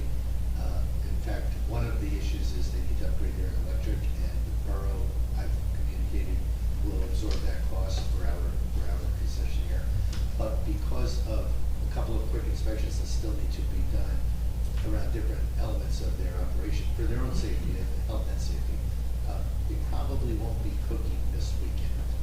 They will, the expectation is they will be for the rest of the summer, but it's gonna be tight for this weekend, just so you know, just so you're not disappointed looking for that Rick burger. The Rick burger, yeah. Okay. Thank you. Other questions or comments? Yes, sir. Mr. West. Hi, Bob West, 518 Newark Avenue. Two quick questions. Seasonal code enforcement. Does that mean part of the year we're not enforcing code? When you say be a seasonal part-time code enforcement? He's currently a seasonal part-time employee. Okay. And his job is code enforcement. As I mentioned, the goal is to make him full-time. When he's not here, we have other individuals enforcing code. Seasonal suggests Yeah. peak Okay. period. Okay. Second, this is a generalized question. Does the water level at Sylvan Lake seems extraordinarily low when you walk past the lake? Is that the normal level? Is that going to be the normal level? No, there's significant problems with the lake. There's up to 7 foot of silt and sediment that's collected over the years. That's part of the problem. The lake is very unhealthy. And so a series of projects we're looking at to improve that. The water level is controlled based on, storm events. And then depending on whether or not we're going to have significant rainfall, we drop the water level in order to accommodate the flow coming in. And if we know that there's a dry spell, we retain water. DPW manages the lake level. But the biggest problem is that there's so much silt in that lake, and then you only have so much freeboard above that. And so what's happening is the bottom of that lake is, like I said, it's filled up to approximately 7 feet of fill, minimizing how much water we can actually store in that lake. And so we're looking at all the projects that we need to do to basically restore the health of that lake, including looking at a water quality channel or some form of excavation dredging. So would the target level be higher? No, Ultimately? well, what would happen is your bottom of the lake would get deeper, and so you'd be able to have a deeper water level, but maintaining the top of the water level, the same drop level. off from bulkhead to the water level now, put the 4 or 5 feet down. Yeah, Right? There's The flume is freeboard. not functioning, so like, isn't that making it lower now? Well, there's water that leaks, but we've also put plastic up there trying to, so there is a management, a water level management. But there is an optimum level of water that needs to be maintained in there at a certain height on that water. And so, 2 days ago, we were expecting a big rainfall that was coming. So they allow the water level to drop because we know there's going to be a big storm event. Sometimes that storm event happens and sometimes it doesn't. So it's a management issue of and the biggest problem is that there's not enough depth. Right, in that. so if you took the silt away, the water would be deeper, but the top of the level water would still be 4 feet down. Well, right, you want to maintain it based on a certain freeboard, based on the potential storm event coming in. And to be quite honest, we're not sophisticated enough with the understanding of the overall watershed coming down from Neptune Township and Neptune City, all the way from Lake Alberta, water flow comes down, as well as coming from Avon and Bradley. And so that whole watershed has an impact depending on how water is released from Lake Alberta. And Monmouth County and the Neptune Township are actually studying to try to figure out what is going on up there and how that water is impacting us. And so it's a more complicated problem than just the lake. It's about what's coming into the lake and how to manage I was it. always curious, compared to like Fletcher Lake, where the water is averaging 1 to 2 feet below Below the top of grade. Yeah. So are you saying like the bulkhead by Anywhere. the west side? Along where Bradley, the- no, some big- like the north end, along Bradley Boulevard, if you Right. walk there. There's a and big where- drop. Oh, yeah. Yeah. But if you go to Ocean Avenue, you have less of a head than Right. you do up at over there by Main Street. You have a lot more freeboard at Main Street because the road is up higher. Go down to Ocean, but if you think about the elevation, you have a higher wall at Main Street than you do down at but the water level is basically at the same elevation. So you do get this variation. Water always gonna be at one level, okay. All right, just always curious. Thank you. But, you know, come down to the lake, so the meeting will run a lot. There's a lot going on there. Other questions or comments from the audience? Anyone on Zoom? Please seeing no one, I will close. Well, oh, Mr. Fast, Schaefer. That was quick. Paul DeChampion, 411 Lorraine Avenue. One final word about the church, although I'm sure the subject is going to come up in the future. John, thank you for venting a bit after being kept silent for too long. For the public and the council, John only told half of the story. As far as grant money, you don't want to know right now what I was told about grant money by the former administration, which was very available, and we knew it, and they kept it. Anyway, in addition to the bell, one of the projects that the Historical Society is taking on is we're taking a whole load of bricks from the site, which we're going to clean up, and we're going to be fundraising with them. And there's already a great deal of interest among former parishioners of the Methodist Church. I wish they'd gotten really involved years ago. We might have been able to save it, but they seem to have been in the dumps from the beginning, having their parish really taken away from them by United Methodists. But they're now showing up, and I'm in daily communication with several of them who are very excited about having an event, and the Historical Society will have one fairly soon, where we will show all the different artifacts that we pulled out of the church. Thanks to the council and the mayor for letting us do that. We have 2 small stained glass windows we will be displaying. The 2 large ones that we paid to have taken out are too large to display, and they will be in storage, hopefully for not forever, but until we have a place where we can show something that's 15 feet tall by 11 feet wide. Most of it's storage. However, we pulled out a lot of other things, including, as you know, the cornerstone, pews, and we've also had artifacts from 10 years ago before the United Methodist Church lost the church to the Campaign Association. And that exhibit will probably be in the next month or 2. Thank you again for all your help. Thank you. Now, seeing no further hands, comments, questions, I will close public comment and move, and there is no executive session, so I make a motion to adjourn. Second. All in favor? Aye. Thank you, everyone.